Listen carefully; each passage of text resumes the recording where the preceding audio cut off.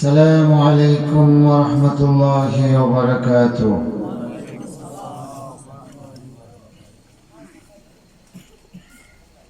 بسم الله وبه هدينا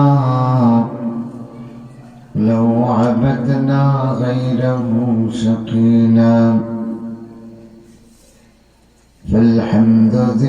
فالحمد لله ذي المن والإحسان الذي خلق الجن والإنسان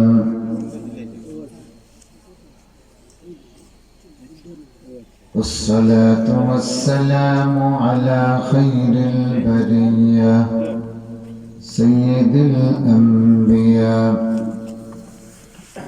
خاتم النبيين لا نبي بعده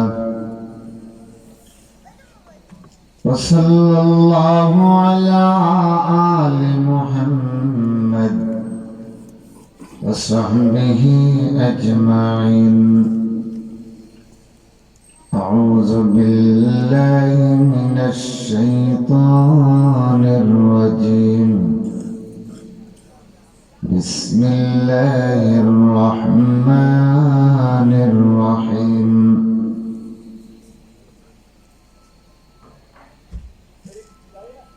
أفمن يمشي مكبا على وجهه أهدى أمن يمشي سويا على صراط مستقيم. وقال النبي صلى الله عليه وسلم لا تقوم الساعة حتى لا يقال في الأرض الله الله الله الله الله الله সবাই পড়েন আল্লাহ আল্লাহ আল্লাহ আল্লাহ।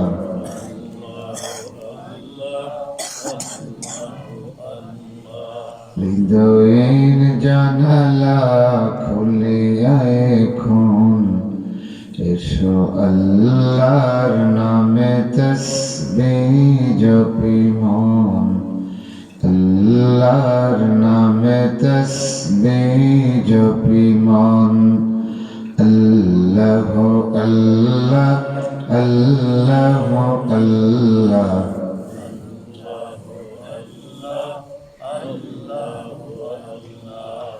আবেগের সব দ্বার খুলে এখন আল্লাহর নামে তাসবিহ জপ মন আল্লাহর নামে তাসবিহ জপ মন আল্লাহ আল্লাহ আল্লাহ আল্লাহ।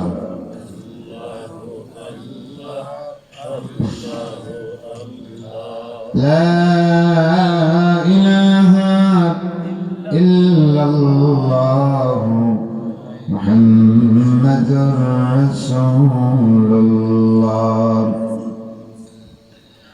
বেনাপোল দক্ষিণ জামে মসজিদ হামসায়াবাসীর উদ্যোগে আয়োজিত ষষ্ঠ বার্ষিক তাফসীরুল কোরআন মাহফিলের চলমান অধিবেশনের প্রিয় ভাই সভাপতি, উপস্থিত সর্বস্তরের তাওহীদি জনতা, মুরব্বিয়ান, যুবক, শিক্ষক, ছাত্র, পেশাজীবী বন্ধুগণ, পর্দার অন্তরালের সম্মানিতা পর্দানিশীন মা ও বোনেরা, আল্লাহ রাব্বুল আলামিনের কাছে শুকরগুজার হচ্ছি যিনি আকাশ এবং জমিনের একমাত্র মালিক। আমরা সকলে জবান খুলে পড়ি আলহামদুলিল্লাহ। রাসূলুল্লাহ সাল্লাল্লাহু আলাইহি ওয়াসাল্লাম বলেন, কোরআন মাজিদে একটা সূরা আছে 30 আয়াত,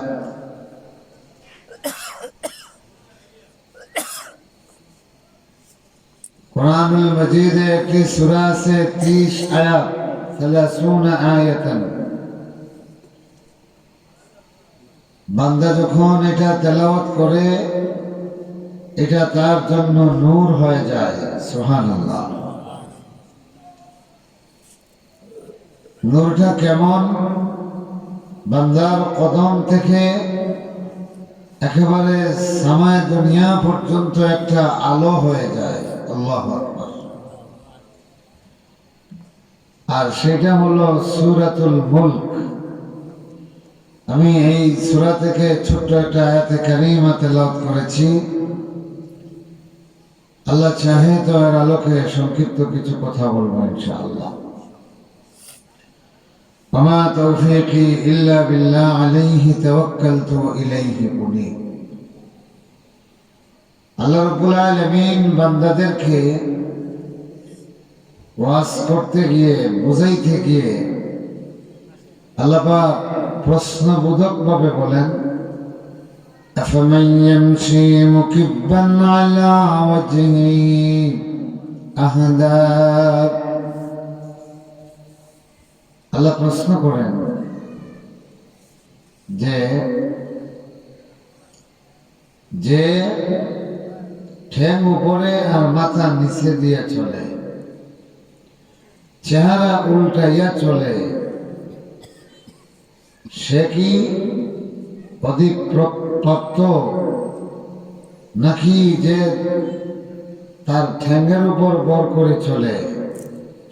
সে কে বলেন তো দেখি? যে মাথা নিচে দিয়া ঠ্যাং উপরে দিয়া চলে, সে সঠিক চলা চলতেছে নাকি যে পায়ের উপর ভর করে চলে সে?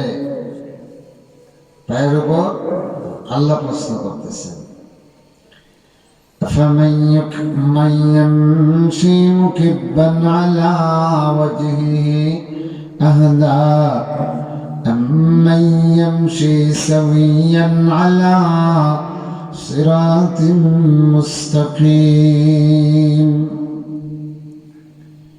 সিরাতুল মুস্তাকিমের উপর চলছে যে দুই পায়ের উপর ভর করে সে নাকি মাথার উপর ভর করে? আমরা সবাই বলবো অবশ্যই যে দুই পায়ের উপর ভর করে চলে সেই। আল্লাহ আসমান থেকে ফয়সালা আসার পরে, নবুয়ত আসার পরে যারা চলার পথের পথেও গ্রহণ করে না, আল্লাহ তাদের কথা বলতেছেন। আমার ভাইরা, ক্বালান নবী সাল্লাল্লাহু আলাইহি ওয়াসাল্লাম, ইন্না মাসালা মা বাসানি আল্লাহু বিহি মিনাল হুদা ওয়াল ইলমি কামাসালি গায়থিন আসাবা আরদা। রাসূলুল্লাহ বলেন যে আল্লাহ পাক আমারে যে নবুয়ত এবং কোরআন দিয়ে পাঠিয়েছেন, এটার উদাহরণ হলো আকাশের মেঘের মতো। আকাশের মেঘ যখন পৃথিবীতে আসে, এই পৃথিবীর কিছু জমিন তৈয়বা হয়ে যায়, উপকারী হয়ে যায়। কিভাবে?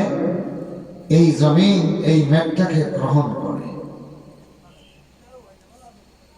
আবার শুধু গ্রহণ করে নয়, এই মেঘের প্রভাব তার উপর প্রতিফলিত হয়, বাস্তবায়িত হয়।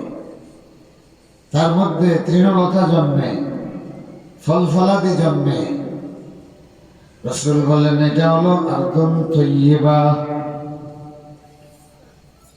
আরেক ধরনের ভূমি, এখানে বৃষ্টি আসার পরে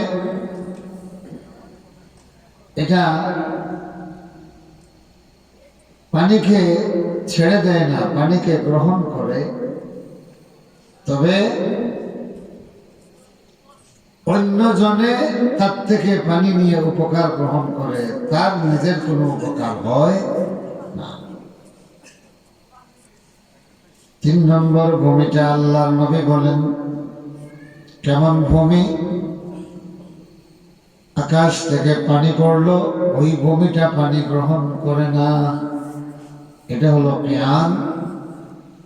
রাসূলুল্লাহ বললেন এটা মরুভূমি, পাথরের পাহাড়। কারণ কি, বৃষ্টি পড়ে মরুভূমিতে, কিন্তু মরুভূমি এত উত্তপ্ত থাকে, সাথে সাথে এই পানিটা বাষ্প হয়ে উড়ে যায়। মরুভূমি এই পানিকে কবুল করে না। রাসূলুল্লাহ বললেন আমার উম্মতের অবস্থা এইরকম তিনটা। এক শ্রেণীর উম্মত নবুয়ত আর কোরআনকে কবুল করে, এবং কবুল করে না শুধু, এটা তার জীবনে বাস্তবায়নও হয়। তো এটা হলো ওই আরদুল তৈয়্যিবার মতো, উত্তম ভূমির মতো। আমি যদি প্রশ্ন করি যে রাসূলুল্লাহ যে উদাহরণ দিলেন মেঘের সাথে কোরআনুল কারীমের আর নবুয়তের, সেই হিসাবে আমরা কয় নম্বর ভূমির মতো হব? 1 নম্বর না 3 নম্বর? বলেন, 1 নম্বর ভূমির মতো হব না 3 নম্বর ভূমি? 1 নম্বর ভূমি হলো, রাসূল বলেছেন যে পানিটা কবুল করে, আবার সেই পানির প্রভাব এবং পানির বাস্তবায়ন তার মধ্যে হয়। রাসূল বলেন আমার উম্মতেরও এক শ্রেণী আছে, এই নবুয়ত এবং কোরআন আসার পরে তারা এটা গ্রহণ করে এবং তারা তাদের জীবনে এটা বাস্তবায়ন করে। এটা হলো 1 নম্বর উম্মত। আর বাকি যে 2 নম্বর, দ্বিতীয়, তৃতীয়, দ্বিতীয়টা হলো মুনাফিক। এটা গ্রহণ করে কিন্তু বাস্তবায়ন চায় না। আর তৃতীয় হলো এটা গ্রহণই করে না। এটা কি করে না? গ্রহণই করে না। এটা কাফের। এটা কি কাফের। তা আমি প্রশ্ন করছি, কি বুঝতে পারছেন? রাসূলুল্লাহ যে নবুয়ত এবং কোরআন নিয়ে এসেছেন, এটা কি আপনারা কবুল করেন নাই? কবুল করছেন নি? কোনো আওয়াজ নাই তো। কবুল করছেন? আচ্ছা, শুধু কবুল করলে হবে না, এবং এটা আমাদের জীবনে বাস্তবায়ন হোক, এটা চান তো আপনারা? এটা চান। এটা যারা চায় এবং বাস্তবায়ন করে, এরা হলো 1 নম্বর শ্রেণীর উম্মত।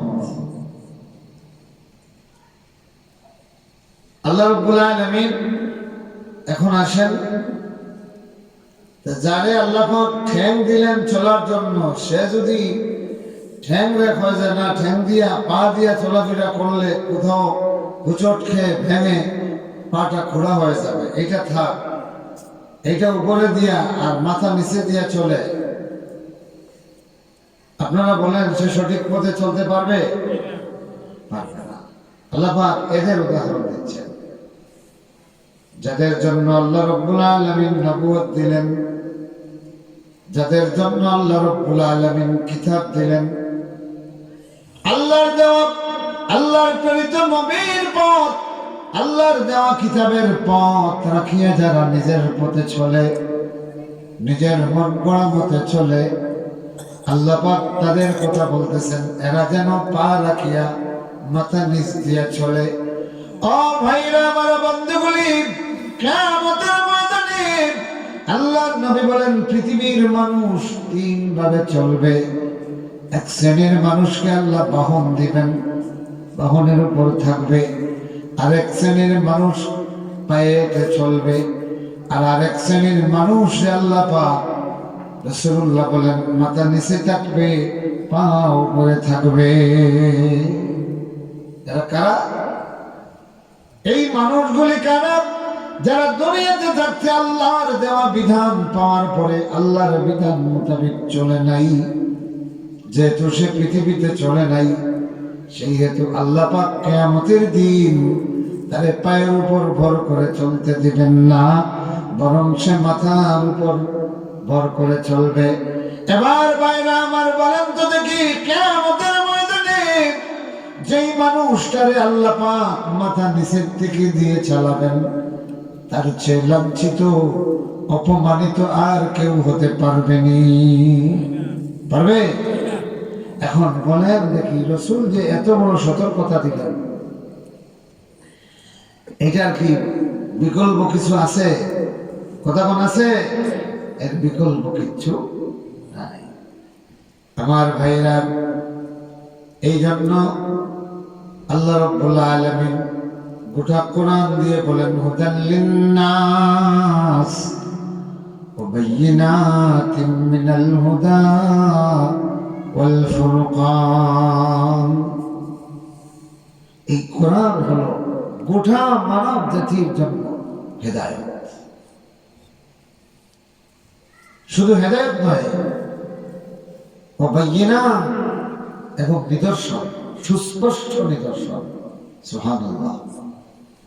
এই কোরআনটা শুধু হেদায়েত নয়, এতে নিদর্শনও আছে। এখন আসেন, বায়িনাত কাকে বলে?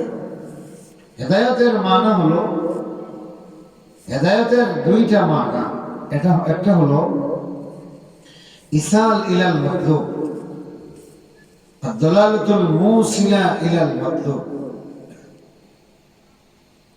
যে একজন মানুষ মনে করেন এদিকে একজনের বাড়ি যাবে, আপনি ওখানে বাইরে দেখাই দিলেন ওই যে বাড়িটা দেখা যাচ্ছে, তাহলে এখানে আপনি তাহলে পথ দেখাইলেন, সে যেখানে যাবে সরাসরি জিনিসটা দেখাই দিলেন, ঠিক না? এখন একজন মানুষ এখান থেকে দক্ষিণ ভাগ যাবে, তো দক্ষিণ ভাগ তো আর এখানে আপনি আঙ্গুলি দেখাতে পারবেন না, পারবেন? পারবেন না। তখন দেখলেন এখানে একটা সিএনজি বলতেছে দক্ষিণ ভাগ ডাকতেছে, আপনি বললেন ওই সিএনজি উঠে যান। এখন আপনি তাহলে পথ দেখাইলেন, কোন পথ? যেই জিনিস তাহলে দক্ষিণ ভাগ পৌঁছাইয়া দিবে এটা দেখাইছেন, এটাও হেদায়েত। এটাও কি?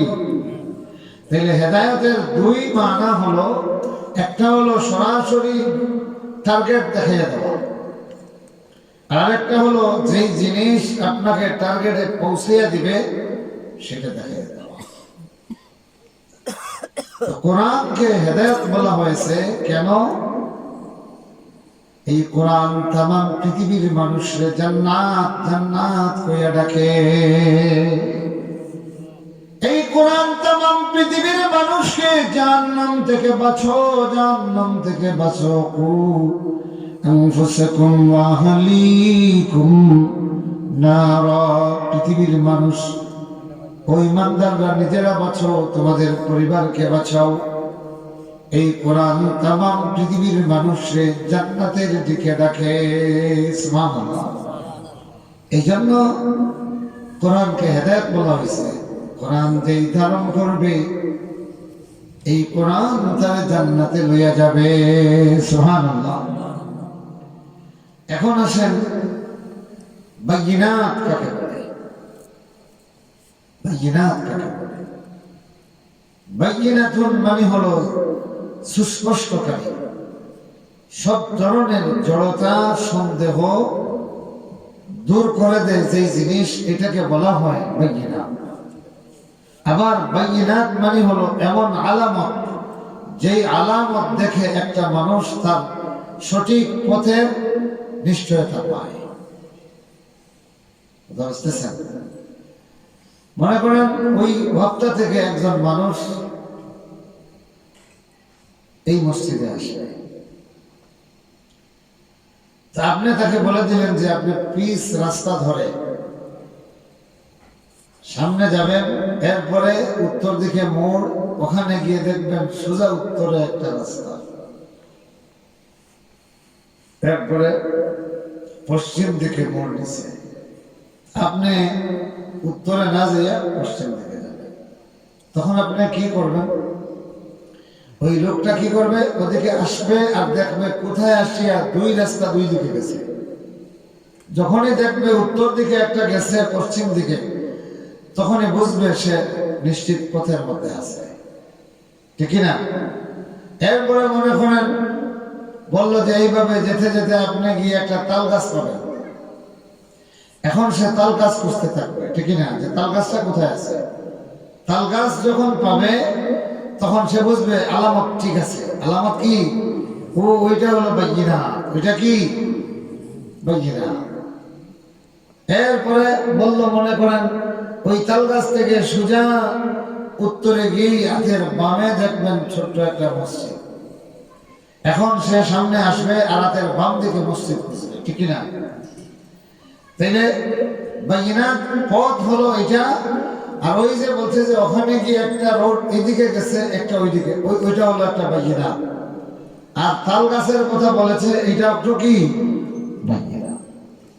আল্লাহ বলেন, হুদাল লিন্নাস ওয়া বাইয়িনাতিন মিনাল হুদা ওয়াল ফুরকান। কোরআনকে আল্লাহ পাক বাইয়িনাত বলেছেন। কেন বাইয়িনাত বলেছেন? কোরআনুল কারীমের প্রতিটি আয়াত तमाम পৃথিবীর মানুষের জন্য জান্নাতের এক একটি আলামত। সুবহানাল্লাহ। কোরআনুল কারীমের প্রতিটি আয়াত পৃথিবীর মানুষের জন্য কিয়ামত পর্যন্ত জান্নাতের আলামত। কেননা রাসূলুল্লাহ সাল্লাল্লাহু আলাইহি ওয়াসাল্লাম একটা হাদিস বলেছেন, কোরআনের উদাহরণ দিতে গিয়ে, সিরাতুল মুস্তাকিমের উদাহরণ দিতে গিয়ে আল্লাহর নবী বলেন, আমার সাহাবীরা একটা পথ একেবারে স্ট্রেট, এই পথের শেষ সীমানায় একটা গেট, সেই গেটে একজন আহ্বানকারী ডাকতেছে। এখন তুমি যে রাস্তায় আছো এর ডানে বামে অনেকগুলি পথ আছে। সামনের আহ্বানকারীদের ফলো করবে যারা, সরাসরি তারা একটা মঞ্জিলে পৌঁছে যাবে। আল্লাহ নবী বলেন, সেই আহ্বানকারী হলো কোরআন। সুবহানাল্লাহ। সেই আহ্বানকারী কি? এই জন্য কোরআনকে আল্লাহ বাইয়িনাত বলেছেন। সুবহানাল্লাহ। কেন বলেছেন? ও ভাইরা আমার, সমস্ত পৃথিবীতে ইতিপূর্বে আল্লাহ পাক যত কিতাব নাজিল করেছেন, সমস্ত কিতাবগুলি তার উম্মত পরিবর্তন করে দিয়েছে। যেহেতু মুহাম্মদুর রাসূলুল্লাহর পরে কিয়ামত পর্যন্ত আর কোনো নবী আসবেন না, যার কারণে আল্লাহর নবীকে আল্লাহ এমন কিতাব দিলেন কিয়ামত পর্যন্ত এটা কেউ পরিবর্তন করতে পারবে না। সুবহানাল্লাহ। এইটা একটা আলামত, এটা একটা বাইয়িনাত। সুবহানাল্লাহ। আল্লাহ রাব্বুল আলামিন বলেন, ইন্না নাহনু নাযালনা যিকরা ওয়া ইন্না লাহু লাহাফিজুন। ঈসা আলাইহিস সালামের আকাশে উঠে যাওয়া 50 বছরের মধ্যে তিনি আনলেন একটা ইঞ্জিল, কিন্তু তার উম্মতের কাছে পাওয়া গেল 60টা। এখন আপনারা বলেন, ওনার কাছে আল্লাহ কয়টা কিতাব নাজিল করেছিলেন? ইঞ্জিল হিসাবে কয়টা? একটা। কিন্তু উম্মতে 50 বছর যেতেই ওদের কাছে পাওয়া গেল 60টা। একটার সাথে আরেকটা কোনো মিল। লক, জন, মতি, বার্নাবাস। ইঞ্জিল লক, লক নামে এক ভদ্রলোকের নামের সাথে। ইঞ্জিল লক, ইঞ্জিল মতি, ইঞ্জিল জন, ইঞ্জিল বার্নাবাস, 4টা। তাহলে কি প্রমাণ হলো? 50 বছরের ভিতরেই অরিজিনাল ইঞ্জিল আর থাকে নাই। হযরত মুসা আলাইহিস সালামের তিরোধানের পরে, ওফাতের পরে 100 বছরের ভিতরে তাওরাত তারা বিগড়িয়ে ফেলছে। নাউজুবিল্লাহ পড়েন। আমার ভাইরা, উযাইর আলাইহিস সালাম যখন আল্লাহ পাক তারে ওফাত দিলেন, এরপর 100 বছর পরে আবার জীবিত করলেন, তখন উনি যখন জীবিত হলেন, তারা বলল, আরে উযাইর তো 100 বছর আগে মারা গেছেন, 100 বছর আগে মারা যাওয়া লোক কি আর জীবিত হতে পারে? তখন তারা তার পরীক্ষা নিল। কি পরীক্ষা? যে উযাইরের সমস্ত তাওরাত মুখস্থ ছিল, উযাইর আলাইহিস সালামের সমস্ত তাওরাত মুখস্থ ছিল। দেখি তুমি বলতে পারো কিনা। উজাইর আলাইহিস সালাম সমস্ত তাওরাত মুখস্থ বলে দিলেন, বুঝছেন? তো তিনি তো ওই 100 বছর আগে অরিজিনাল যে তাওরাত এটা মুখস্থ বলেছেন। তার তেলাওয়াতের পরে বর্তমানে যে তাওরাত আছে দেখা গেল এটার সঙ্গে মিল নাই। 100 বছরের ভিতরে আল্লাহ প্রদত্ত তাওরাত শেষ।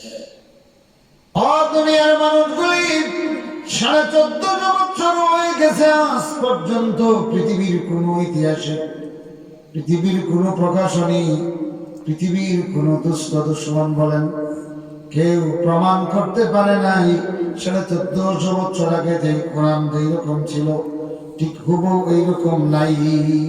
বলতে পারবে? কেউ প্রমাণ করতে পারে নাই। অথচ অনেক চেষ্টা হয়েছে, প্রত্যেকে চেষ্টা করেছে, আজ পর্যন্ত আল্লাহর কোরআনের একটা আয়াতও পরিবর্তন হয়েছে এই প্রমাণ কেউ দিতে পারে নাই। সুবহানাল্লাহ। এইটা হলো একটা আলামত। এটা একটা কি? কিয়ামত পর্যন্ত तमाम পৃথিবীর মানুষের সামনে কোরআনুল কারীম হলো বায়িনাতিন মিনাল হুদা ওয়াল ফুরকান। শুধু বায়িনাত নয়, এই কিতাব সুস্পষ্ট করে দেবে, পার্থক্য রচনা করে দেবে। কিয়ামত পর্যন্ত হক এবং বাতিলের পার্থক্য নির্ণয়কারী ফুরকান। সুবহানাল্লাহ পড়েন, সুবহানাল্লাহ পড়েন। আমার বন্ধুগণ, আমার ভাইরা, এখন আসেন, মানুষ আল্লাহর কিতাব অরিজিনাল কিতাব আছে, আছে না? একেবারে মূল কিতাব আছে, বায়িনাত আছে। এইটা দেখার পরেও কেউ যদি বলে যে এটা ছাড়া সে সিরাতুল মুস্তাকিম যাবে, তাইলে তো সামনে রাসূল বলতেছেন যে আহ্বানকারী এটা হলো কোরআন। জান্নাতের গেটে যে আহ্বান করে এটা কি? কোরআন। এখন যদি কোরআনের আহ্বানে সাড়া না দিয়া ডানে বামে যায়, যে সে আর জান্নাতের পথে থাকবে? বলেন না, থাকবে? জান্নাতের পথে থাকবে না। এই জন্য আল্লাহ পাক বলেন, রাসূলুল্লাহ বলেন, তারাকতু ফীকুম আমরাইন, আমি তোমাদের মধ্যে দুটো জিনিস রেখে গেলাম, লান তাদিল্লু মা তামাসসাকতুম বিহিমা, যতক্ষণ এই দুইটা জিনিসকে ধারণ করবা কখনো তোমরা পথ হারা হবে না। কিতাবাল্লাহ ওয়া সুন্নতি, আল্লাহর কিতাব এবং রাসূল বলতেছেন আমার সুন্নাত। আল্লাহর কিতাব এবং রাসূলের সুন্নাত। আমার বন্ধুগণ, এই জন্য রাসূলুল্লাহ বারবার তার উম্মতকে ফিতনা থেকে সতর্ক করে গেছেন। ফিতনা মানে হলো বিপর্যয়, ফিতনা মানে হলো সন্দেহের মধ্যে পড়ে যাওয়া, ফিতনা মানে হলো গন্ডগোলের মধ্যে পড়ে যাওয়া। রাসূলুল্লাহ সাল্লাল্লাহু আলাইহি ওয়াসাল্লাম বারবার কিয়ামতের আগে ফিতনার কথা বলেছেন। ফিতনা কি? ফিতনা দুই প্রকার, মনে থাকবে। ফিতনা কয় প্রকার? দুই প্রকার। বলেন কয় প্রকার? দুই প্রকার। একটা ফিতনা হলো ফিতনাতুশ শুবাহাত।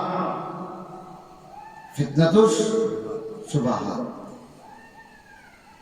শুবাহাত মানে লোকে সন্দিহান করে দেওয়ার ফিতনা। এটা কি?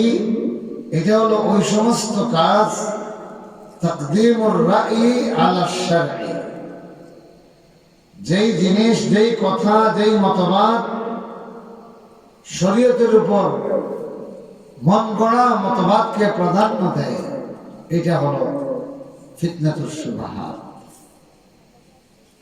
যেই জিনিস মানুষকে শরীয়ত বিমুখ করে দেয়, এটা হলো ফিতনাতুশ শুবাহাত। নাউজুবিল্লাহ বলেন। এখন আপনারা বলেন, আমাদের এই বর্তমান পৃথিবীতে মুসলমানদের সামনে এইরকম ফিতনা আছে না নাই? কোন আছে না নাই? এমন অনেক মতবাদ আছে যে মতবাদ মানুষকে শরীয়তের উপর মন গড়া মতবাদকে প্রাধান্য দেয়। এইরকম মতবাদ পৃথিবীতে অ্যাভেলেবেল আছে না নাই? এটা হলো ফিতনা। রাসূল বলেছেন এটা কি ফিতনা। যেমন দেখেন ধর্ম নিরপেক্ষ মতবাদ নামে একটা মতবাদ আছে, আছে না?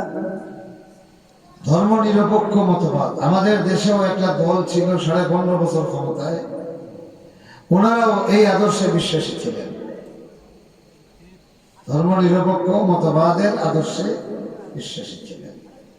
এবং আমরা এই 15.5 বছরে তাদের কাছ থেকে আমরা এটাই দেখলাম যে জনগণকে এমনভাবে মোটিভেট করা, মানুষকে এমনভাবে মোটিভেশন চালানো যাতে সবসময় মানুষ শরীয়ত রেখে মন গড়া মতবাদের দিকে যায়। কথা কোন ঠিক না? এবং তারা একটা সিলেবাস করেছিলেন, পাঠ্য সিলেবাস, কম বেশ সকলের জানা আছে না নাই? এই সিলেবাসের ব্যাপারে একেবারে সাধারণ মুসলমান থেকে শুরু করে বড় বড় আলেমরা পর্যন্ত প্রমাণ করেছেন যে এটা দিয়ে মানুষকে নাস্তিক বানানো হবে, মুসলমানকে কি বানানো হবে? নাস্তিক বানানো হবে। আমার ভাইরা, এবং আপনারা দেখবেন আমাদের সমাজে মহিলাদের আদর্শ হিসাবে রাষ্ট্রীয়ভাবে যাদেরকে সামনে আনা হয়, এরা খেউরুর বুকুত কাপড় নাই, খেউরুর ফিটিত কাপড় নাই, আর বেশিরভাগ কপাল নকটা লাগাই। এই সমস্ত মহিলাদের বাংলাদেশের নারী মুক্তি আন্দোলনের প্রতীক হিসেবে দেখা যায়। এখন আপনারা বলেন, যেমন সুফিয়া কামাল একজন, তারে বানাইছে কি বাংলাদেশের নারী মুক্তি আন্দোলনের অগ্রপ্রতীক। জাহানারা ইমাম, যেটারে মানুষের কইতা জাহান্নামের ইমাম, জাহানারা ইমাম একটা ছিল। এই মহিলাও এইভাবে সবসময় ইসলাম মুসলমান এর বিরুদ্ধে বিবৃতি দিত, এবং এরা সবসময় বলতো যে মহিলারা পর্দা করার কারণে বাংলাদেশে ইসলাম চর্চা হওয়ার কারণে মহিলারা ব্যাকফুটেড, পর্দার কারণে বাংলাদেশের অগ্রগতি হচ্ছে না। আচ্ছা, আপনারা বলেন এই বাংলাদেশের মানুষ সাক্ষী 54 বৎসর ধরে যতটা গভর্নমেন্ট এই দেশে এসেছে, বৈধ অবৈধভাবে যেভাবেই আসুক, ইসলামী কোন সরকার হয়েছে? কথা কম না। যারাই আইছে প্রত্যেকেই তো ইসলাম ছাড়া। এখন বলেন একটা সরকার বলেন যেই সরকার কোন দুর্নীতি করে নেই, এরকম একটা সরকার আছে বাংলাদেশে? বাইর করতে পারবেন? নাই। আমার ভাইরা, আমার বন্ধুরা, এই যে এখন হিসাব আসতেছে, লক্ষ লক্ষ নয়, হাজার হাজার হাজার মিলিয়ন ডলার বাংলাদেশ থেকে চুরি করি। আগে কইতা এগিয়ে জোলা বলিয়া, ইটা কইতা নিয়ে আপনারা ফুয়ারে বিয়া করার বাদে ইয়ে করছিলাম বা এগিয়ে খালি জোলা করি, ইটা করেননি আপনারা এলাকায়? পুরানো এক কথা নাই, জোলা করা কিতা বলে বাফর চল থাকিয়া রুচি করিয়া ওর বাড়ি জমা। সেনে বহু পরামর্শ দিছে যে কিছুদিন বাদে তো আগলেও যাবাই, এখন তোমারা তো থাকলে তো বিপদ, আমার বাপর বাড়ি বা ব্যাংক রাখি দেও, আগলাও আর বাদে এগুন দিয়া তুমি দলিয়ে যাবে। ওগুলো কি জুলা করা? জনগণে যাদেরকে দায়িত্ব দিল তারা কিরা এগুলা জুলা করছে হুমতানি মনে করো যেন 100 কোটি টাকা খাম হয়েছে, এখানেও 500 কোটি টাকা বরাদ্দ হচ্ছে। কত কোটি? 500। খাজ হইতো লাগবো কত কোটি? বিগত 15 বছর ওগুলো হয়েছে, খালি মহা প্রজেক্ট হল। এই মহা প্রজেক্ট মনোহর কাজ এটা 100 কোটি হয়েছে বকি, এটা দেওয়া হয়েছে 500 কোটি বরাদ্দ। এই বরাদ্দ তো একজনে দিছে না, মন্ত্রী পরিষদের এক লাখ বৈঠক এটা হয়েছে কেন না? মন্ত্রী পরিষদের এক লাখ বৈঠক, মন্ত্রী পরিষদের 64-65 জন মন্ত্রী, 1 জনের মাথা তো এটা ধরছে না নি যে যে 100 কোটি টাকার কাজ আর 500 কোটি টাকা বলে লিখে দিয়া এগুলা 1 জন মানুষও নাই মাতুন না, একজন নাই, সারাই জানো।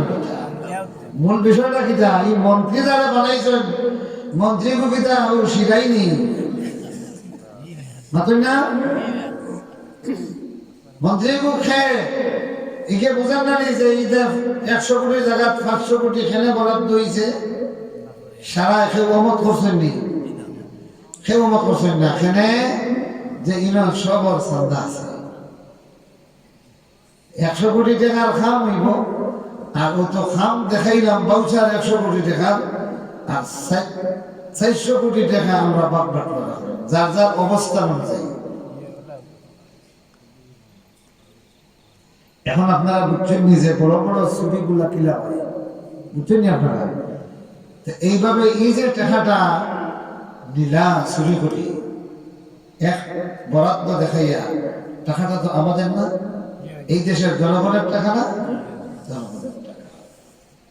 এখন এগুলো দেশ থাকলে তো তোরা পড়েছিল, দেশ করবেন কত হইতো, তো কেউ কেউ আপনার ইয়ের নিচে তৈছে বস্তা বন্দি করে করি মাটির নিচে, ওগুলো বাড়ইছে না মাতুন না।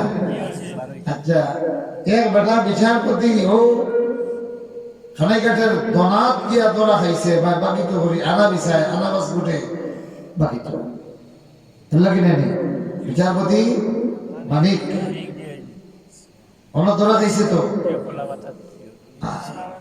এবং খালি দনা, এই সীমান্তর নাম হইল দনা, এই সীমান্তর নাম হইল দনা সীমান্ত, আর এই দনা সীমান্ত দরা খাইছে কিন্তু এর আগে দুনা খাইছে না, দুনা খেয়ে খাইছে, খেয়ে মারছে, সাইদি সাহেবর খেয়ে মারছে না। এর মূল কারণ হইল কি, ব্যাগ একটা যখন তোরে ফুরাইছে 15,000 টাকা খালি 18,000 ফার করে দিতা, এগুনতে যখন ব্যাগ লইছেন দেখেন যে বাপ কত ওজন, এর ফলে তারা ও তাদের দুনিয়া ওগুন নিছে। বাংলাদেশি টাকায় 78 লক্ষ টাকার ডলার, 78 লক্ষ টাকার ডলার যে বেটায় বেগ করি লিয়া ভারত বাগে। আপনারা হোক এই ডলার এগুলো আমরা দেশের সম্পদ নেই, বিদেশি হলো যে বিদেশ থেকে টাকা পাঠায়, এই টাকাটা যখন রেমিটেন্স হয় বাংলাদেশে তখন ডলারের ইয়ে বাড়ে, এটা ডলার হিসেবে আমরা পাই কি পাই না, এটা ডলার হিসেবে পাই। আর বাংলাদেশে অভ্যন্তর মূল্য হিসাব করিয়া আপনার টাকা দেয়। তো যে দেশ যত বেশি বৈদেশিক মুদ্রা অর্জন করবা তাই তত আমাদের কোটি উপরে বৈদেশিক প্রবাসী হলে এইগুলা জোগাড় করিয়া দেশে পাঠাইছে, আর তারা 78 লক্ষ টাকার ডলার বানাইয়া ওগুলো ইন্ডিয়ান পাবে। আপনারা খোকা এই টাকা বৈধভাবে কামাই করছে, বলেন বৈধভাবে?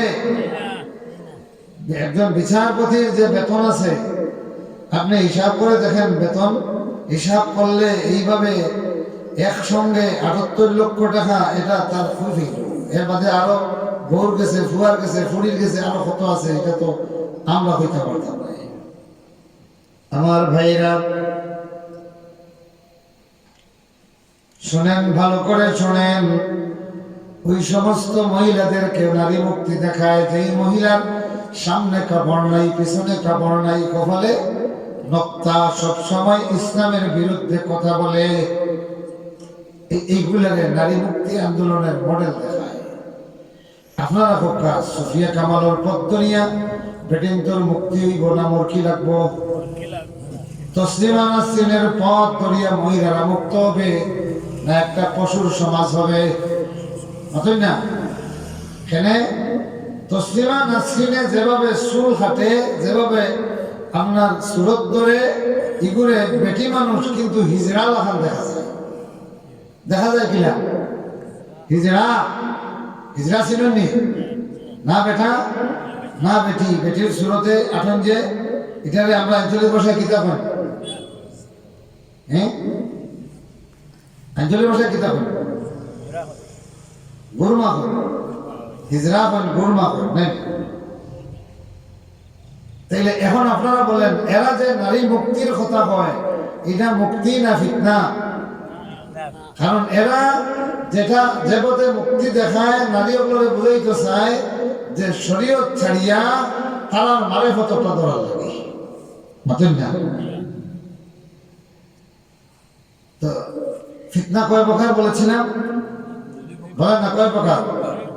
এখন এরা যে বারবার ইসলামের দোষে বাংলাদেশের সমস্ত সম্পদ লুট করিয়া বিদেশে পাঠাইছেন, একজন মেসাবর নাম হইতে পারে, বুঝলেন না? একজন আলিম জড়িত নাই। আর যারা সরকার চালাইছেন প্রত্যেকের নামে কেউ মিস্টার 10%, তার মানে কি? কারণ সরকারের আমল যত বড় বড় বরাদ্দ হইতো, সব কন্ট্রাক্টরে 10% তানে দেওয়া লাগতো। এর নাম দিয়েছিলাম মানুষের মিস্টার 10%, মিস্টার 10%। আপনারা হোকা বাংলাদেশও যা চুরি হইল, ইসলামপন্থী হলে চুরি করছেন নি না অন ইসলামপন্থী হলে চুরি করছেন? বুঝলেন না? ইসলামপন্থী কেউ চুরি করছেন এইভাবে? চুরি যা হয়েছে সব তো যারা ধর্ম নিরপেক্ষতাবাদী, যারা জাতীয়তাবাদী, এরা চুরি করছেন না, বুঝলেন না? তাইলে বাংলাদেশের উন্নয়নের অন্তরায় যদি ইসলাম বলতে হয়, তাইলে তো অন্তত 71 বছর লাগি যদি ইসলামের দায়িত্ব দিতে হয়, আর এর বাদে যদি ইসলামের কারণে ক্ষতি হইত, তাহলে ইসলামের দোষিতে হয় ওখানে নিয়ে। আমি গত 2-3 বছর আগে ওগুলো এক কথা কইছিলাম, আমার ফোনে যে ফোন দিয়া বহুত হুমকি দিছিল যে ইলামা থেকে দেখে। আমি বললাম ভাই আর কি না করতাম, এখান তো সত্য কথা আছে না, এখান তো কোনো সরকারের বিরুদ্ধে কিছু নাই, কোনো সরকারের বিরুদ্ধে নেই। আমি শুধু ও কথা বলছি যে এই 53-52 বৎসরে ভিতরে বাংলাদেশে রাষ্ট্রীয়ভাবে ইসলাম প্রতিষ্ঠা হয় নাই।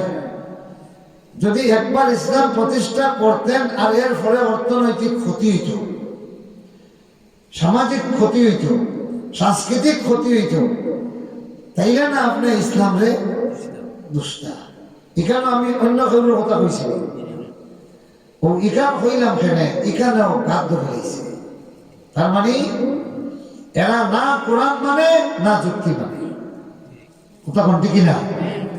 আরেক মান আমার মনে আছে, ও যে মুক্তিযুদ্ধ একটা আছে আমাদের স্বাধীনতা যুদ্ধ, এটা স্বাধীনতা যুদ্ধ হইবা, বুঝছেন?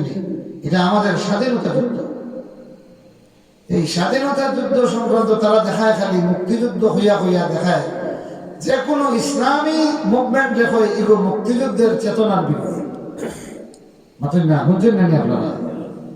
ও ইভেন যে নাস্তিক, শারিয়ার কবির নাস্তিক যত আছে, এরা সব তার দেখাইতো যে এটা মুক্তিযুদ্ধের চেতনা বিরোধী।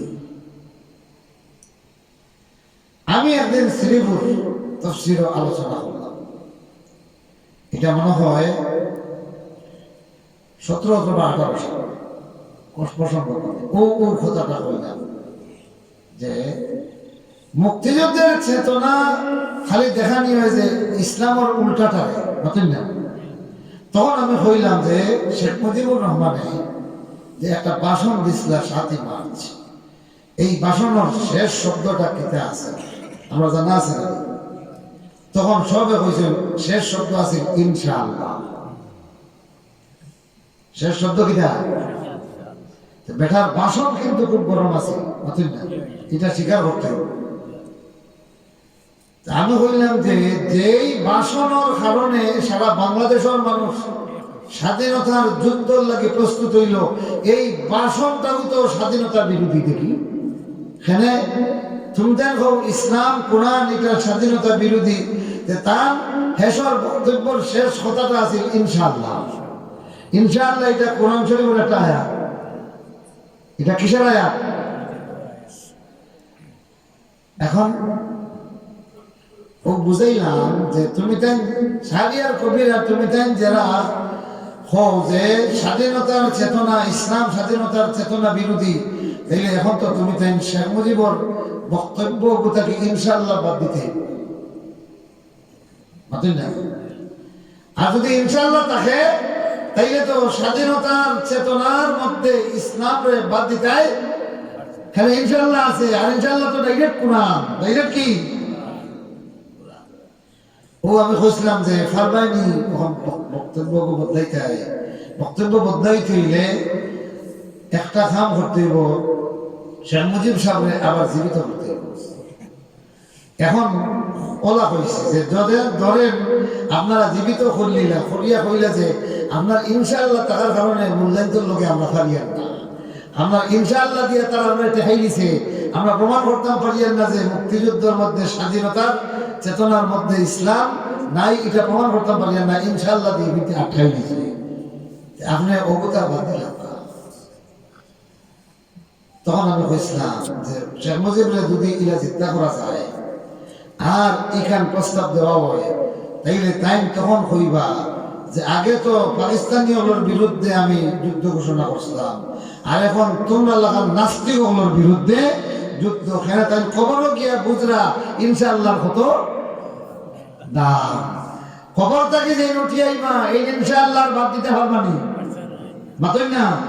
খবর থেকে যে উঠে আসবে সে বুঝবে ইনশাআল্লাহর কত মর্যাদা। কেন ভাইরা আমার, আল্লাহর কোরআন বলে কিয়ামতের ময়দানে জাহান্নামের গেটে যখন জাহান্নামীরে খাড়া করা হবে, সেই সময় ওই জাহান্নামীগুলি বলবে রব্বানা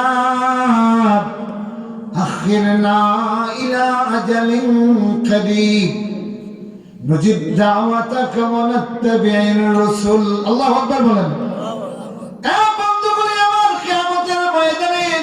ওই পাপিষ্ঠগুলির জাহান্নামের সামনে যখন দাঁড় করা হবে, এরা বলবে রব্বানা আখিরনা ইলা আজালিন করিব, আয় আল্লাহ সামান্য সময়ের জন্য পৃথিবীতে একটু আমাদেরকে ফিরাইয়া দাও, আর তুমি দিয়ে দেখো নজিব দাওয়াতাক, ওখানে গিয়ে তোমার ডাকে সাড়া দিব, তুমি যা বলবে তা করবো, ওয়ানাত্তাবি'র রাসূলা, আর সমস্ত নবী রাসূলের পথ অনুসরণ করব, আর কোন ধর্ম নিরপেক্ষবাদী নেতা নেত্রী মানব না।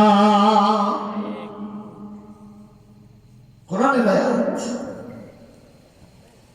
আচ্ছা হোক আছে, ও যে কথাটা আমি কইছিলাম ইনো তারা বাফার বিরুদ্ধে কিছু হয়েছিল বুঝলেন না, বরং তারা যে ইসলামের স্বাধীনতার চেতনা বিরোধী হয় এমন এক জায়গা ধরছি যে এখন তো আর জবাব নাই বুঝলেন না। ও সময় মাথা মোটা পাগল এবং বিগড়িয়া আপনার পুলিশ ফন্দি আনাই গেছে আমার অ্যারেস্ট করাইতো। আমি বক্তব্য থেকে নামছি, নামার বাদে এখন যেই আমার 1 বছর আগে তাকে খাবাইতা তাই নখন দেখো কা কোনোবাই দিকে ফোনে অভিযোগ কা অসম্মান, আমরা অসম্মান হইব যদি আপনার পুলিশে ধরে নেয়, মানে দাওয়াত খাইতাম আছে আর আমি জানি বল। হায় রে মজলুম অবস্থা ছিল আমাদের। কোরআনের কথা কোরআনের ময়দানে বলিয়া পুলিশ থেকে পলায়ন করা লাগছে, কথা কোন ঠিক না? আল্লাহর বিচার, আই রে আল্লাহর বিচার। আমি খালি এই যে পরিশানের মাঝে পড়ছি না, এই অবস্থায় তো মানুষের আল্লাহ ছাড়া কেউ আসেন আসেন না, পুলিশ আনাই দিছে তো আল্লাহর মেহরবানি পুলিশ যারা আনাইছে এরার মাঝে একজনে আমার সিনে মাঝে হয়েছে যে মাঝে মাঝে আপনার ভিডিও বার করি আমিও দুয়াত শরীক হই, দেখো আল্লাহ তারে খালি গিয়ে কয় ওবাই গেছে দাঁড়িয়ে হালার হবাই গেছে আমাদের গোয়েন্দা আছে, কোন দিকে গেছে আমরা ফাইল করবো, তোর কাজ নাই, আমরা এসে আমরা কাজ করবো, যা তোর কাজ করবো। সুবহানাল্লাহ কইনা। আমি তখন বুঝাইলাম যে মুক্তিযোদ্ধা তো ৯৯% মুক্তিযোদ্ধা আসলা মুসলমান, অন্যান্য ধর্মাবলম্বী আসলা, তবে ৯৯% মুসলমান আসলা। তখন আমি বুঝাইছিলাম যে তুমি তাই যে মুক্তিযুদ্ধ ধর্মের চেতনা নাই, এই মুক্তিযুদ্ধর সময় যখন মৃত্যু সামনে তখন মুসলমান মুক্তিযোদ্ধায় তো কলিমা পড়িয়া গেছে, বলে মরে গেলে তো গুলি ফড়ে গেলে তো কলিমা পড়ার সুযোগ নাই, আগে কলিমা পড়বে। এবং এদেরকে শপথ করানো হয়েছে কমান্ডারে, মুসলিমদেরকে ইসলামী তরিকায় শপথ কলিমা পড়িয়া, হিন্দুদেরকে তাদের রামায়ণ পড়িয়া। মুক্তিযোদ্ধা উপরে যুদ্ধ করার সময় ধর্মীয় গ্রন্থের উপরে শপথ নিছে। এই মুক্তিযুদ্ধে তুমি ধর্মীয় চেতনার বাইরে কি রাখো, এগুলোর কোন জবাবদার আছে? এরপরে আমি বললাম যে এক একজন মুক্তিযোদ্ধা যখন শহীদ হয়েছে, যার লাশ পাওয়া গেছে, তার সঙ্গী মুক্তিযোদ্ধারা নিহত, অবশ্যই যে কোনো ভাবে হোক, সংক্ষিপ্ত ভাবে হইল, একটা গোসল দিছে, একটা জানাজা দিছে না, জানাজা পড়ছে। এরপরেও তো সুন্নতি তরিকায় যেভাবে পারে একটা কবরে তারা দাফন করছে, কথা কোন ঠিক না? তাইলে তো তখন আমি কইছিলাম যে বাংলাদেশের এই লাল সবুজ পতাকার মধ্যে হাজার হাজার মুসলিম মুক্তিযোদ্ধার কালেমা জড়িত আছে, ঠিক না? জানাজা পড়তে তাকবীর আছে না নাই? এই মুক্তিযোদ্ধা, শহীদ মুক্তিযোদ্ধার জানাজা যেভাবে পড়ছেন, তারা লুকাই লাগাইয়া তাকবীর দিচ্ছেন না? তাইলে এখন মুক্তিযুদ্ধের সঙ্গে ইসলাম নাই বলতে পারবানি না? এখানে জবাব দিতে পারছে না, যার কারণে পুলিশ ডাকছে, বুঝছেন? পুলিশ ডাকছে, পুলিশের তো বক্তব্য হচ্ছে, উনিয়া পুলিশে কইছে বলে আরে ব্যাককুলের ব্যাককুল, এইটা তো তোর বাবা জাতির পিতার তোর বাল্লা কইছে, উনি তো বাদ কইছে না। আমার ভাইরা ভালো করে শোনেন, এই অবস্থায় ছিল ইসলাম। তার মানে হলো ইসলামের বক্তব্য তাদের সহ্য হতো না। বিভিন্ন জায়গায় এখন যেভাবে উন্মুক্ত ভাবে আমরা হইতাম পাঠিয়া, তখন লেখা গেছে না, হওয়া গেছে না।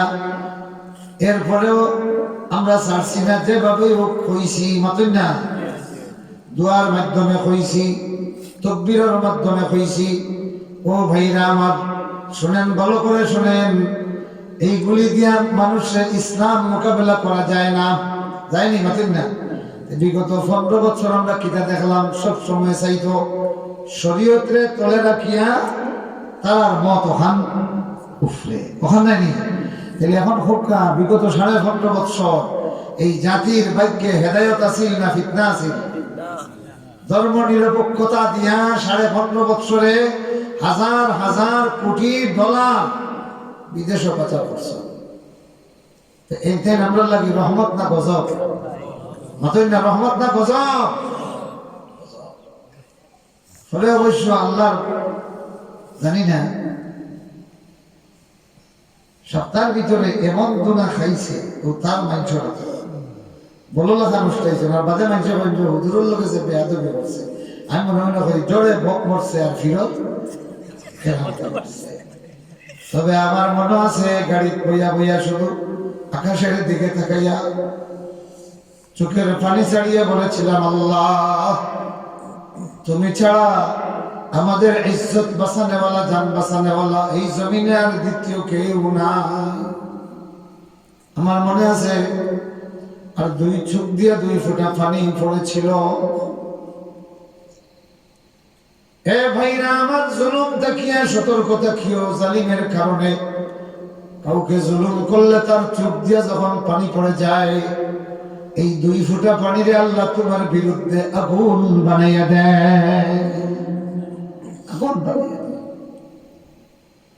বনি ইসরাইলের ফেরাউন 450 বছর নির্যাতন করছে, 450 বছর বনি ইসরাইলে কেঁদেছে। মানুষ যখন নির্যাতিত হইয়া কান্দে, সেই কষ্টে যখন কান্দে, এই কান্নার পানিটা হয় গরম,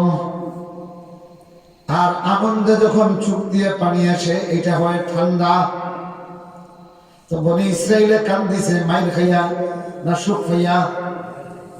না, মার খেয়ে কেঁদেছে, ফেরাউনের যন্ত্রণায় কেঁদেছে। 450 বছরের পানিরে আল্লাহ পাক আগুন বানাইয়া দিল। আর ফেরাউনে দেখলো, খাবে দেখলো তার রাষ্ট্রের চতুর্দিকে, তার বালাখানার চতুর্দিকে আগুন, দাউ দাউ করে আগুন জ্বলতেছে, বালাখানা পুড়িয়ে দিবে, আগুন আগুন বলে চিৎকার করে ফেরাউন উঠলো। এরপরে গণকদেরকে গণায়, গণকরা কয়, ও ফেরাউন, বনি ইসরাইলে একটা শিশুর জন্ম হবে, যেই শিশুর নেতৃত্বে তোমার পতন হবে। তাইলে যেই বনি ইসরাইলকে মারছে, সেই মজলুমদের মধ্য থেকে আল্লাহ তার পতন তৈরি করেছেন। কথা বলতে কিনা? আমার বন্ধুগণ, তো ফিতনার কথা বলছিলাম। ফিতনা কোন জিনিস? যেই জিনিসে আপনাকে শরীয়তের উপর ব্যক্তিগত মতামতরে, মন গড়া মতবাদরে প্রাধান্য দেয়, ও জিনিসের নাম ফিতনা। যার কারণে যারা ধর্ম নিরপেক্ষ আদর্শ গ্রহণ করবা, তারা কোয়াও লাগবো যে আমরা রাষ্ট্রীয়ভাবে ইসলাম প্রতিষ্ঠা করতাম পারতাম, সেখানে তার মতবাদে এটা সাপোর্ট করে না। যে জাতীয়তাবাদ বিশ্বাস করেন, জাতীয়তাবাদ বালা করে ফড়িয়া দেখবা যে এখানেও ইসলাম দিয়ে রাষ্ট্র চালানির কোনো কথা নাই, বরং ইসলামের উল্টা। যার কারণে আমরা দেশের জাতীয়তাবাদী দলের মহাসচিবে হওয়া লাগছে যে আমরা রাষ্ট্রীয়ভাবে শরীয়ত মানি। এটা বেটার দোষ নাই, বেটার মতবাদে তারা হয়েছে। এখন আপনারা হোকা ফিতনা কোন জিনিস? মুসলমানের সামনে যেই জিনিসে শরীয়তরে ফিসে ফেলাইয়া কয় শরীয়ত মানা সম্ভব নয়, তাইলে জাতীয়তাবাদ এটা বাংলাদেশের মানুষের জন্য হেদায়ত না ফিতনা? মাতেন না? হেদায়ত না ফিতনা? জাতীয়তাবাদে এই দেশের মানুষের মুক্তি দিবে না, ধর্ম নিরপেক্ষতা এই দেশের মানুষকে মুক্তি দেবে না, দিতে পারে নাই। ইউরোপের মানুষকে মুক্তি দিতে পারে নাই, দিল্লির মানুষকে মুক্তি দিতে পারে নাই। আজকে ব্রিটিশ যাওয়ার কত বছর হয়ে গেছে, দিল্লি ইন্ডিয়াতে ধর্ম নিরপেক্ষ মতবাদ, কিন্তু আজ পর্যন্ত নিরীহ মানুষের মুক্তি হয় নাই। এই কয়েকদিন আগে খ্রিস্টানদেরকে দইরা দইরা এরা জবাই করছে, মুসলমানদেরকে পাইকারি আরে জবাই করছে। বুঝলেন না? তাহলে ধর্ম নিরপেক্ষ হইয়া যে আপনার ব্যাখ্যা দেয়, এগুলো ধর্ম নিরপেক্ষ যে ধর্মে হেফাজত করেন না, ধর্মে নাই করেন। কারণ ধর্ম নিরপেক্ষতার মানা হলো reject of all forms of religious order, ধর্মীয় সমস্ত নির্দেশ মুক্ত জীবন পালনের নাম হলো ধর্ম নিরপেক্ষ। ওদের লাগি তারা খালি হয় ইসলামের স্বাধীনতার চেতনার বিরুদ্ধে। কথা বলছেন? এখানে স্বাধীনতার ফলে যে সংবিধান বানানো হয়েছে, এই সংবিধান ও ধর্ম নিরপেক্ষতার রাষ্ট্রীয় পরিচালনা মূল নীতি হিসেবে হয়েছে। নাউজুবিল্লাহ। মুআজ্জাজ হাজিরিন, মুহতারাম হাজিরিন, আরেক ধরনের ফিতনা, একটা তো হইলাম না রাজনৈতিক ফিতনা, আরেকটা আছে ধর্মীয় সুরতে ফিতনা। যে ফিতনা খালে হয় যে জিনিসে মানুষের শরীয়তের উপরে মতবাদ প্রাধান্য দেয়, ওটা হইল ফিতনা। কথা মানটি কিনা? এখন আপনার আরো কিছু মতবাদ ওখানে আছে ইসলামের নামে। কিসের নামে? মাতই না, কিসের নামে? যেটা মানুষের ইয়ে ফেলে দেয়, সন্দেহের মধ্যে ফেলে দেয়। কিতা? যে মনে করো উরুস এক অনুষ্ঠান আছে আমরা দেশে, যত ধরনের নাফরমানি সব এখানে হয়। মাতই না, ভয় কেউ না। একেবারে ভিডিও দেখছো না নি উরুস গুলো কিভাবে গাঞ্জা খায়, পুলিশেও গালাবাই যায়। কারণ তারা এমন একটা অনুষ্ঠান করছে যে তারা কথা হইল যে এই অনুষ্ঠানও বাবার দরবারও গিয়া গাঞ্জা খাইলে কোনো অসুবিধা নাই। এরপরে নারীবাজি, আরো বিভিন্ন কুসংস্কার, ওগুলার সমন্বয় করিয়া পুরুষ। আপনারা বলেন এটা ইসলামের নামে করা হয় না? মাতই না? এক সময় খালি হয়তো রুশ, ফলে দেখলো যে ওর না ও ইগুত লাগা নিয়েছে, উরুস লগে মুবারক লাগা নিয়েছে। কিতা লাগা নিয়েছে? মুবারক লাগা নিয়েছে। আচ্ছা, এর বাদেও তারা জ্বালা মিঠেন না, করছে না, এর বাদেও তো মুবারক লাগাইও তো এইগুলো বরকতময় করতাম পারলাম না। তো এর আগে লাগাইছে পবিত্র, কিতা লাগাইছে? তো বলছে কিতা পবিত্র উরুস। এর বাদেও দেখে যে এগুলো তো পবিত্র না, ও পবিত্র আগে লাগাইছে মহা। তখন হয়েছে কিতা মহা পবিত্র উরুস মুবারক। এর বাদেও শান্তি নাই। সেদিন দেখলাম আট্রসিতায় লাগাইছেন বিশ্ব মহা পবিত্র উরুস শরীফ। বিশ্ব জাকির মন্দির নাম দিছে, এখন লাগাইছে এত কিছুর পরেও তার ইগুয়ার পবিত্র নাম বললাম ওই বকিলা আরো বোতা লাগবে ভবিষ্যতে। আচ্ছা আপনারা হোকা গুফর রেখেও যদি সাবান দিয়া দেয় তাইলে ইগুর ফলাফল কেতা হোক আছে। ফেনাগুলোর মানুষ খুব বুদ্ধিমান, আজকে বুদ্ধির ফরিক করেছে। গোবরে আপনি দেখলা এক বেটায় বালা করিয়া সাবান দি তো তাও সুগন্ধি সাবান দিয়া তো সেনে যে গুফর বন করে, গুফর কিতা করে তো দেওয়ার বাদে গুফরের অবস্থা কি থাকব? গুফরের কোন করবো না সাবানের কোন করবো? আর অত বালা সাবান দিতে হয়েছে ও শেষ না আর কিচ্ছু? ও শেষ নেই। দেখি বুদ্ধির পরীক্ষা গুফর তো গন ছাড়লো না, বাকি কি তৈব? বুদ্ধির পরিচয় তো আপনারা এই সাবানের অবস্থা কি তৈব?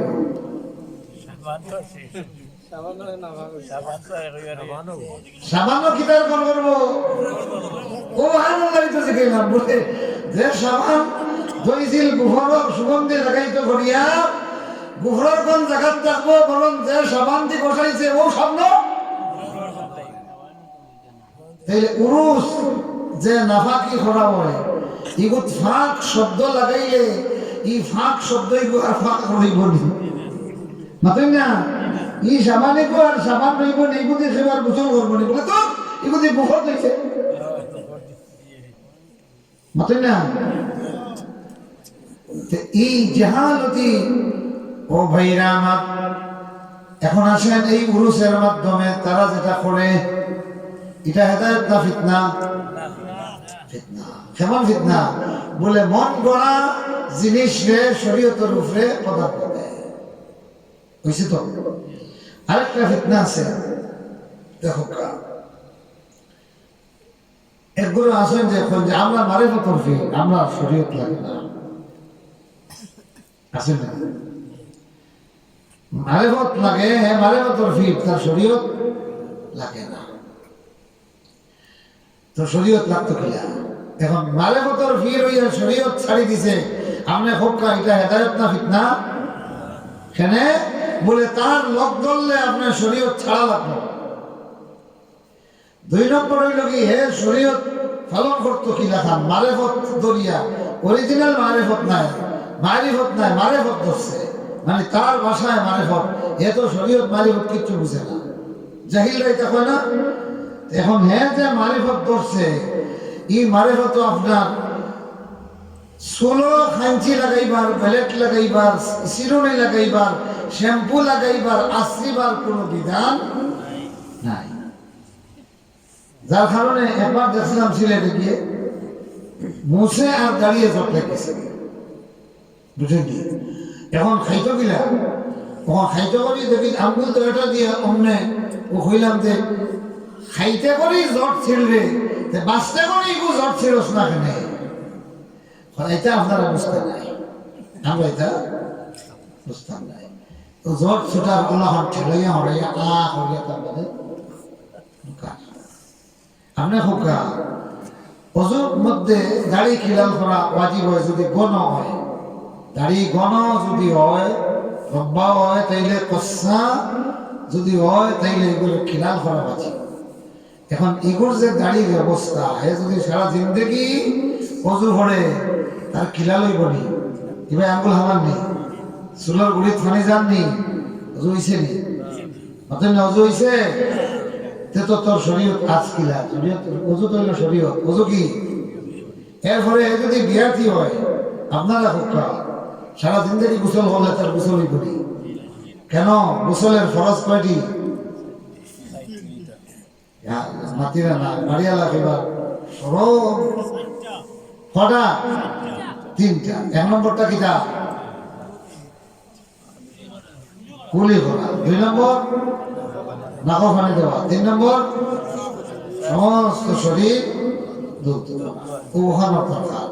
এখন যে কেউ মাথা জট লাগছে, সারা জীবন পানি ডাললে এই সমস্ত শরীর ধুতে হইব নি? লোমার গুড়ি উপনা থাকবো না নি মাতেন না? তো তার কথা ঠিক আছে, আমরা শরীয়ত নাই, শরীয়ত থাকতো কিনা, শরীয়ত থামাইবার পথ রাখছে রাখছেনি। এখন আপনি হোক চাই হে যদি জিন্দগিতে 1 মাস 30 মাস করে, তাইলে যতদিন ধরে জট কতদিন ধরে নাফাক নাই মাতুন না। আর অগুনতে তো মহাপবিত্র উরুস করেন মাতুন না। এই নাফাকে উরুসে ফাঁক করতো কিলা মাতুন না। আমার ভাইরা, এটা ফিতনা। এটা কি? 2 নম্বর হলো মনে করো সুন্নতি এক আমল অথবা সুন্নতের খেলাফ একটা আমল। রাসূলুল্লাহর হাদিসে স্পষ্ট নিষেধ করা হয়েছে এটা হারাম। কিন্তু দেখা গেল কিছু কিছু আলিম হলে ওটা করে না। তখন মানুষ এখন কিতা বললে বা তুমি একটু নাজাইজ বলে অমুক অমুক আলিমের দেখলাম এটা খরচা।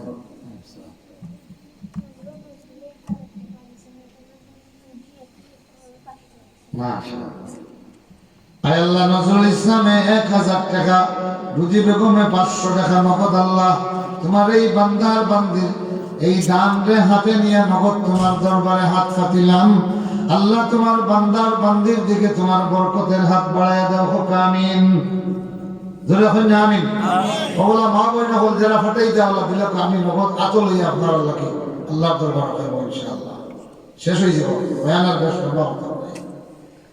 আমার ভাইরা, তো কিতাবত আসলাম ও ফিতনা দেখো ফিতনা কিলা ইলা আমরা মানুষে কইলে ভাই এটা না যাই হোক। আর বহুত বড় বড় আলিম হলো দেখুন এটা করো না। তাইলে এখানেও বহুত বড় বড় আলিম হলোর ব্যক্তিগত খাস এটা হেদায়ত না ফিতনা? সেখানে এই খাজর কারণে আরেকজন সন্দেহ মাঝে পড়ে গেছে কি? সন্দেহ মাঝে পড়ে গেছে কি? এগুলা বহুত আমল হল আছে না আপনার দেশে। যেমন দেখো 12ই রবিউল আউয়াল এখন ঈদ বানাই গেছে মাতেন না। এখন কেউ কেউ কই বাবা তুমি তাই কম এটা ঈদ নাই, বাংলাদেশের বহুত বড় বড় আলিম হলেন এটা ঈদ হই না।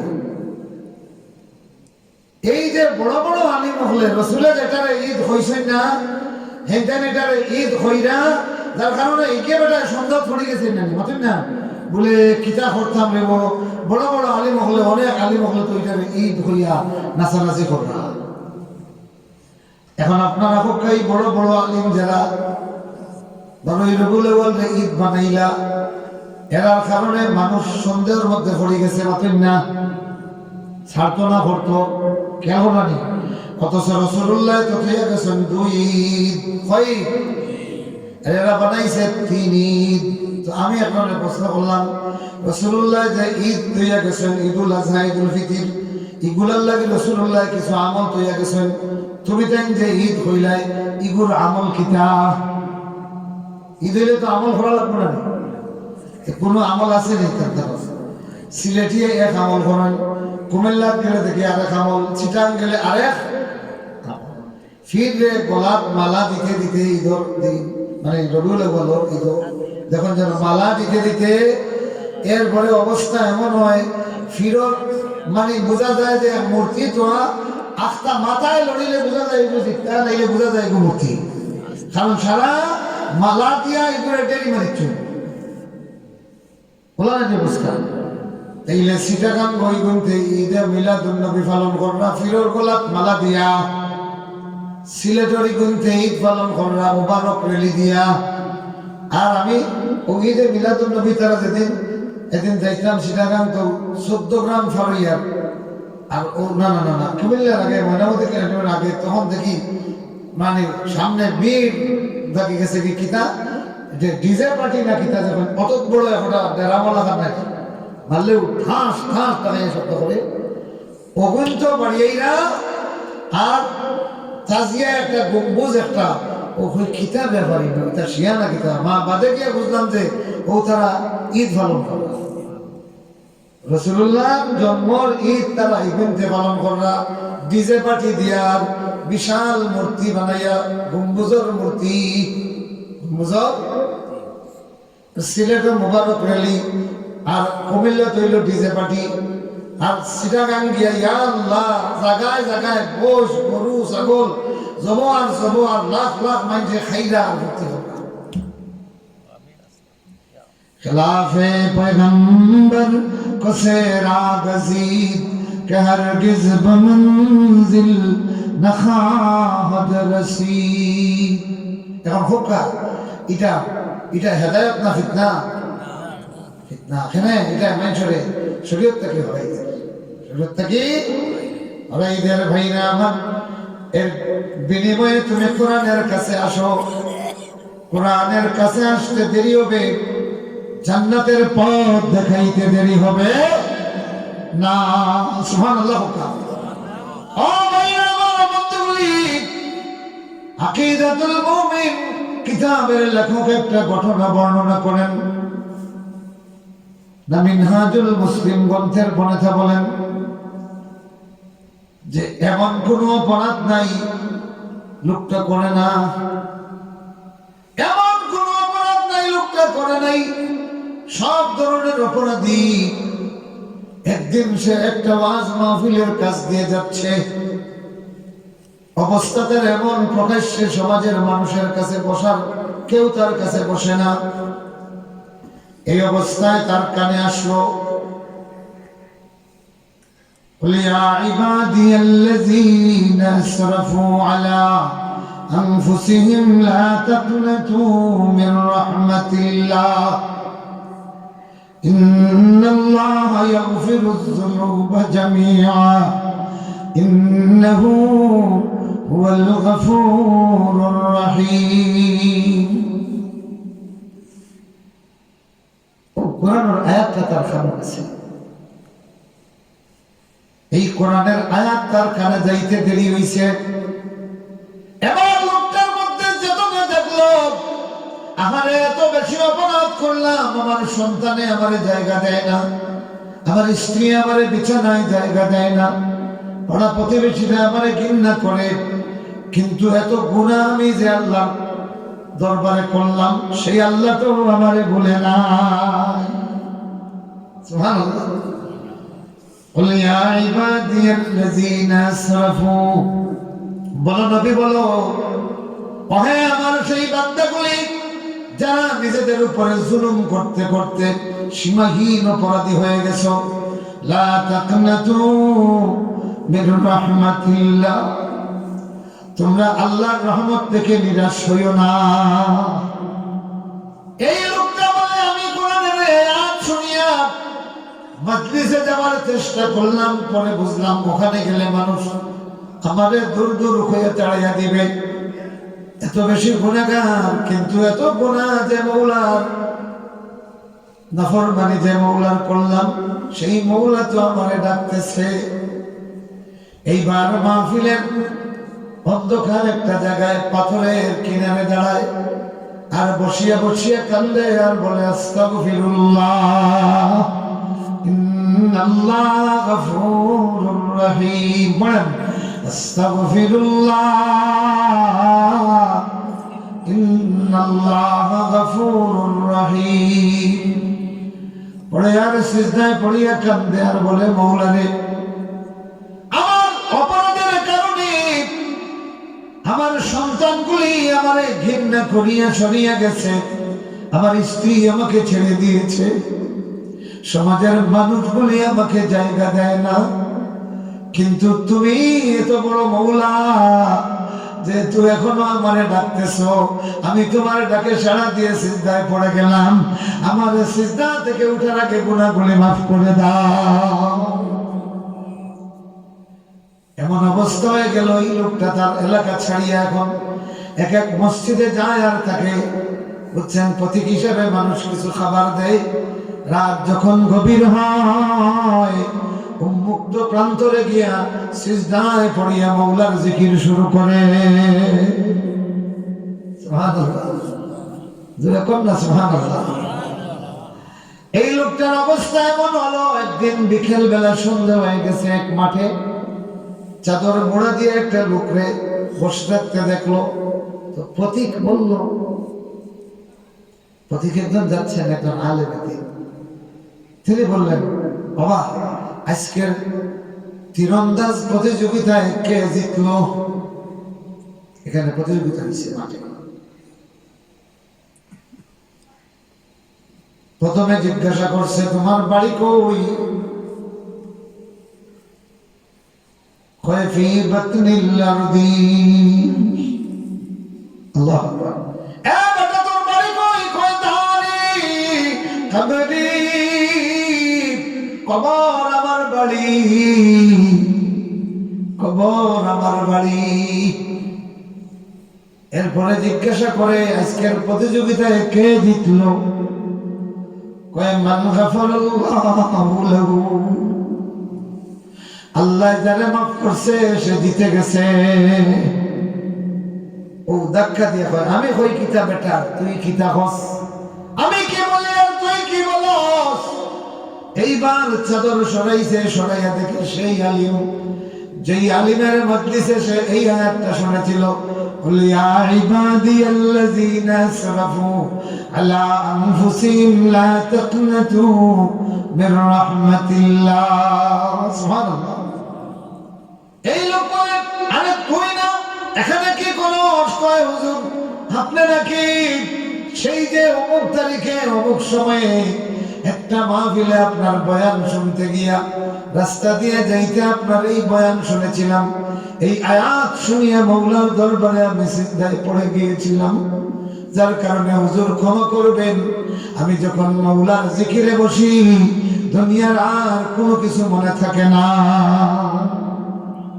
আল্লাহ জোরে কোন না আল্লাহু আকবার। যিকরুকা লিল মুশতাক খায়রু শারাবিন ওয়া কুল্লু শারাবিন দুনাহু কাসরাবিন। আমরা রোজা মাসে সুবহ সাদিক থেকে নিয়ে ইফতারের আগ পর্যন্ত আল্লাহর প্রেমে থাকি, ঠিক না? যার কারণে তৃষ্ণায় আমাদেরকে কাতর করতে পারে না, খোদায় আমাদেরকে যা সাদায় ঠিকই কিন্তু পরাজিত করতে পারে না। এই জন্য কবি বলেন, যিকরুকা লিল মুশতাক খায়রু শারাবিন ওয়া কুল্লু শারাবিন দুনাহু কাসরাবিন। এখন মানুষ হেদায়েত পায় কোথায় আসলে? কোরআনের কাছে। সুবহানাল্লাহ পড়েন। কোথায়? কোরআনের কাছে আসলে মাত্র কোরআনের একটা আয়াত, এই মানুষটার সারা জিন্দেগির হেদায়েতের পথ ক্লিয়ার হয়ে গেল। সুবহানাল্লাহ। হোকা এখন হোকা উরুস যাইতানি না কোরআন আইতা? সুবহানাল্লাহ। হুদাল লিন্নাস ওয়া বাইয়িনাতিন মিনাল হুদা ওয়াল ফুরকান। কোরআনের একটা আয়াত পড়বা যেন তুমি জান্নাতের বাগানের ফুল নিয়ে খেলা করলা। কোরআন মাজিদের একটা আয়াত তুমি সিনার মধ্যে ধারণ করবা, জান্নাতের একটা বাগান তোমার কলবে হয়ে গেল। এই জন্য ভাইরা আমার, সমস্ত কোরআন যার হৃদয়ে আছে, আল্লাহর জান্নাতের বাগান তার সিনার মধ্যে হয়ে গেছে। সুবহানাল্লাহ। আপনি কোরআন তিলাওয়াত করবেন বেশি বেশি। মানুষ যখন ঘুমিয়ে থাকবে ওই সময় আপনি ওযু করিয়া কিছুক্ষণ হলেও তিলাওয়াত করবেন, পরের দিন দেখবেন এর চেয়ে বেশি করতে পারবেন, এর পরের দিন আরো বেশি করতে পারবেন। ও ভাইরা, যতটা কোরআনের আয়াত আপনার জবান দিয়ে বের হবে, আপনার জবান জান্নাতের বাগান হয়ে যাবে। সুবহানাল্লাহ। আরেক ধরনের ফিতনা হইল ফিতনাতুশ শাহাওয়াত। এটা আমরা ভিতরে, এটা আমরা কিতা ভিতরে। এই ফিতনায় সব সময় আমরা হাওয়ার দিকে, তাকদীমুল হাওয়া আলাল আকলি, যেই জিনিসে মানুষের বিবেকের উপরে তার পাশবিকতারে প্রাধান্য দেয়, বিবেকের উপরে পাশবিকতারে প্রাধান্য দেয়। এটা আমার ভিতরে আছে, সবার ভিতরে আছে। কেন আছে? আল্লাহ পাক বলেন ওয়ানাফসিন ওয়া মা সাওয়াহা ফাআলহামাহা ফুজুরাহা ওয়া তাকওয়াহা। তিনি মানুষের সত্তাকে, মানুষের জীবনকে ব্যালেন্স করেছেন, প্রাণকে, রূহকে ব্যালেন্স করেছেন, ভারসাম্যপূর্ণ মানুষের উপযোগী করেছেন। কিভাবে? দুইটা জিনিস দিয়ে, ফাআলহামাহা ফুজুরাহা ওয়া তাকওয়াহা। মানুষের রূহের মধ্যে আল্লাহ দুইটা জিনিস জুড়ে দিয়েছেন। কয়টা? অতএব না, কয়টা?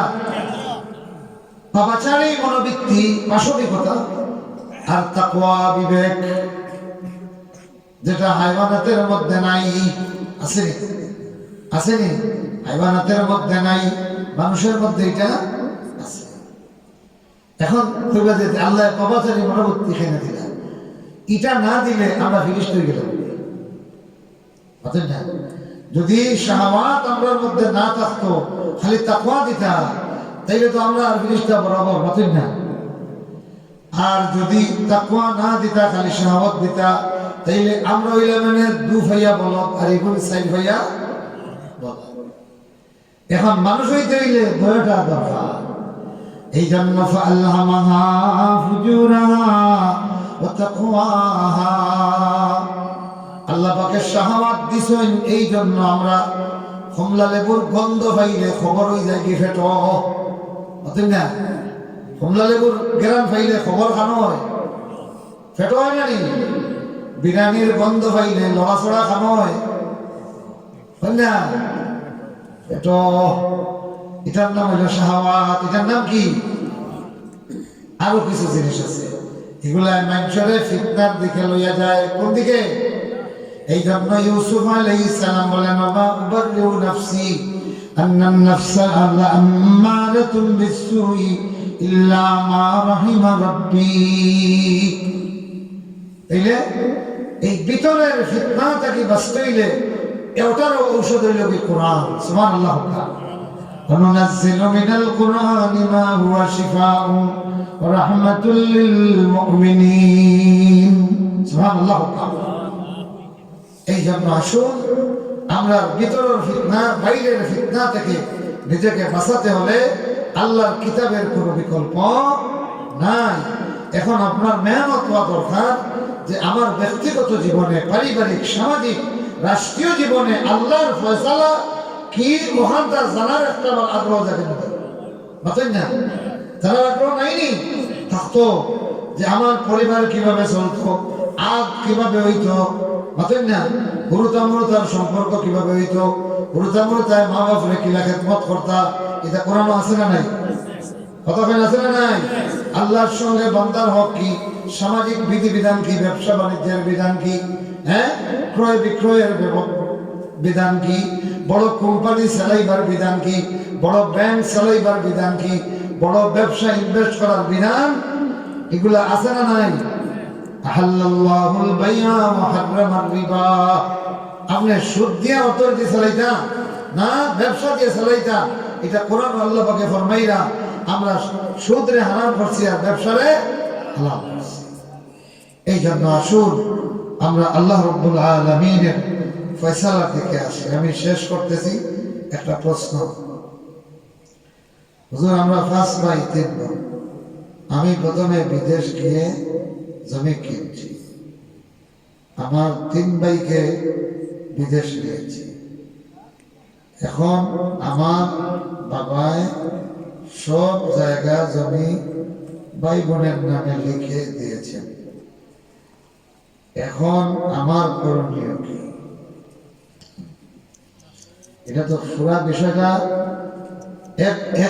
একজনের বক্তব্য পাওয়া গেছে, যে বাবা লেখিয়ে দিয়েছেন এই বাবার তো বক্তব্য পাওয়া গেছে। তারপরেও বাবা হিসেবে সন্তান সকলের প্রতি ইনসাফ করতে হবে। বাবায় লেখিয়ে দেওয়ার কারণ হইল কি যে আমি মরে গেলে তো বিদেশি অভিযোগ হয়ে যাবে, বুঝলেন না? এখন বিদেশি গিয়ে যে পাইব এই হিস্সাটা খেয়ে দিছে, বুঝলেন না? বাহর সম্পদ ফুয়ার পাওনা এটা খেয়ে লিখে দিছেন। আপনি মরার আগে যদি ই চালাকিতে করেন তাইলে যেগুলো তোরে লেখে দিরা এগুলো তোর ফাটা ফেলাই দিরা। বরং এই সন্তানে যদি বিদেশ গিয়া আপনার জমিন বেচিয়া বিদেশ গিয়া যদি হে তার বড় পুঁজি করিলায় ইগুর হিসাব হে যদি বেইনসাফি করে তার দেওয়া লাগবে। ইগুর প্রতিশোধ হিসাবে আল্লাহর বিধান মোতাবিক বাপর সম্পদ হিকে ফাইলিব ও আমার পথ বন্ধ করার লাগে যদি কোনো বাপে লেখিয়ে যায় তাইলে আল্লাহর বিধানের উল্টা ধরে যায় যে আমি মরে গেলে আল্লাহর বিধান মোতাবেক হিকে ফাইলিব আর আমি যদি খাবজ করে দিলাই তে হিকে আর খাইতো না। এখান যদি করেন তাইলে ই যারা দিছ এরা বংশ নালে কিয়ামত পর্যন্ত এরার লাগে কাটা পালাইয়া দিয়েছেন আর বরকত এরা পাইতে না। এখানে দাদাই এনদানোর বরকতের পথ বন্ধ হয়ে গেছে। যার কারণে এরা যদি কেউ দিলাই তাকে ভাই বইনে তুমি তাই জলদি গুবার করিয়া ও বাইরে তুমি তাই তোমার ইচ্ছা মোতাবেক দিলাও। আর ওখান কও যে তুমি যে কোটি কোটি টাকা জমাইছ এগুলো যদি না দেও আমরা তাও তুমি আল্লাহর দরবার ধরা হইবে। যদি আল্লাহর ফয়সালা মানিয়া এটা করি নাই তে মরা বাপরেও বাঁচাই দিলা তাই জন্য বাঁচাই দিলা। কথাটা বুঝছেন কি আপনারা? বুঝছেন তো আপনারা?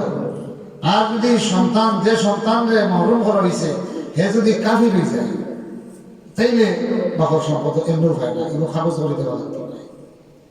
অথবা যদি যে সন্তানরে বাদ করছেন এই সন্তানের যদি বাপরে বাড়ি বাড়ি মারি যায় তার মানে যে মানুষটা খুনি যারে খুন করবো হে তার ওয়ারিস হইতে পারত নাই। কথা বুঝাইছে? 2 নম্বর হইল যদি হে যদি কৃতদাস হয়ে যায় তাইলে তার বাপর সম্পদ হয়ে হইতো নাই। বাপ যদি কৃতদাস হয় ফুয়ার সম্পদ হইতে নাই। 4 নম্বর হইল কি সন্তান মনোহরটা একজন দারুল হরব অনিসলামিক দেশ কাফির দুশ্মনের দেশে বসবাস করেন আর আরেকজন ইসলামী দেশ, যার কারণে দারুল হরবর এই ইসলামী দেশের এনার ওয়ারিস হইতা পারত না। এখানে ওয়ারিস যদি ইসলামী রাষ্ট্রের মাল এক দারুল হরব নিবা ও সাইর কারণে হইল কি মানিবুল ইরস পাওয়া হইবে ওয়ারিস থাকি বঞ্চিত হইবা, এমনিও বঞ্চিত হইবা। আর ও যে হিকে কোটি কোটি টাকা জমাই দিছে এর লাগে সালাকিতে করবেন যদি এটা বেইনসাফ হইব। মানে আল্লাহর ইমান প্রযুক্তি গেছে। বাস আল্লাহ পাকে ফরমান ইউসিকুমুল্লাহু ফি আওলাদিকুম লিয-যাকারি মিসলু হাযিল উনসায়াইন। কথাটা বুঝাইছেন আপনারা?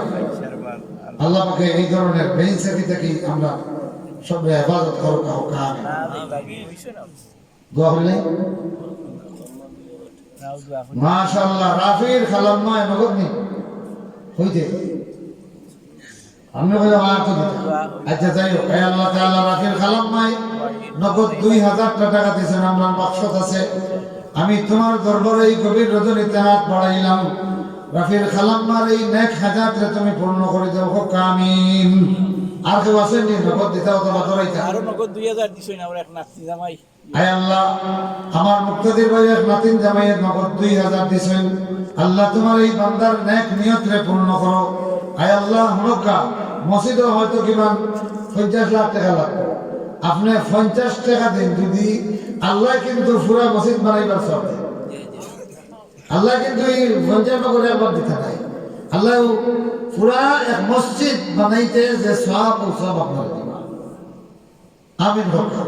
এর মানে কার না যে যার তৌফিক আছে 1 লাখ দেওয়া বলে তো 10 টাকা দিলে তো মসজিদ বানাইবার সব পাইয়া না। আপনার তৌফিক আন্দাজ দিতে আল্লাহ কবুল করো, মঞ্জুর করো। আমিন ইয়া রাব্বাল আলামিন। জিকির করেন সুবহানাল্লাহ আলহামদুলিল্লাহ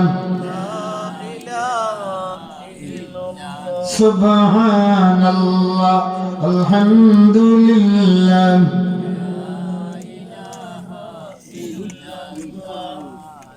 তাহলে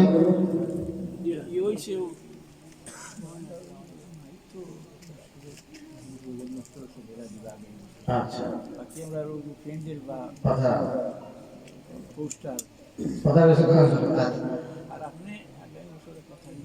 আচ্ছা ও মাইক হয়ে গেছে কি ফেয়াজ আলী মাস্টার সাহেব বাতি যাইতেছে ছেলে।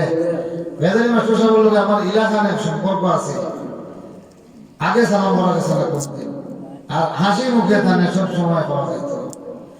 আর আমি দক্ষিণবাদ মসজিদে তাফসীর করতাম, একটা তাফসীর আল্লাহর বান্দায় ভোগ করছে যতদিন করছে। এটা তার একটা নেক আমল হয়। ও দেখো কা ও নেক আমলের উসিলায় হইতো তার চিনতে তার নামে আর এক নেকি জারি করেছেন যে যতদিন ওয়াজ হইব ততদিন মাইক দিব। আয় আল্লাহ তাআলা, আমার সেই প্রিয় বন্ধু তোমার এই বান্দা কবরে চলে গেছেন, তার বাচ্চারা প্রতি বছরের মাইক তার মানে আগামী বছরও দিবা। আল্লাহ এই খবরটা এই নেকিটা তোমার বান্দার কবরে পৌঁছাইয়া দাও। হোক আমিন। এই উসিলায় ইতলাফের যত মুমিন মুমিনাত কবরবাসী হয়েছেন, আল্লাহ তাআলার কবরে জান্নাতের বাগান বানাইয়া দাও। সবে হোক আমিন। বিশেষ করে আমাদের উস্তাদ আল মুহতারাম শেখুল হাদিস ও তাফসীর ওয়াল আদব সুবহান সাহেব রহমাতুল্লাহ আলাইহির কবরে জান্নাতের বাগান বানাইয়া দাও। হোক আমিন। পিন্ডাল রাখে দিবা হোক আছে, পিন্ডাল কত লাগে? 8-10,000। এটা তো কোনো ব্যাপার নাই। আপনি 20-30 লাখ টাকা দিয়ে ঘর বানাইবা, যেদিন মারা যাইবা আপনার বেতন কেউ পাইলে আপনার ঘর থেকে লাশ বার করবো। এখন জন আল্লাহর বান্দা আসেননি যে আগামী বছরের পিন্ডাল তাওলা 10-12,000 টাকা ছোট পিন্ডাল হয়েছে ইনশাআল্লাহ।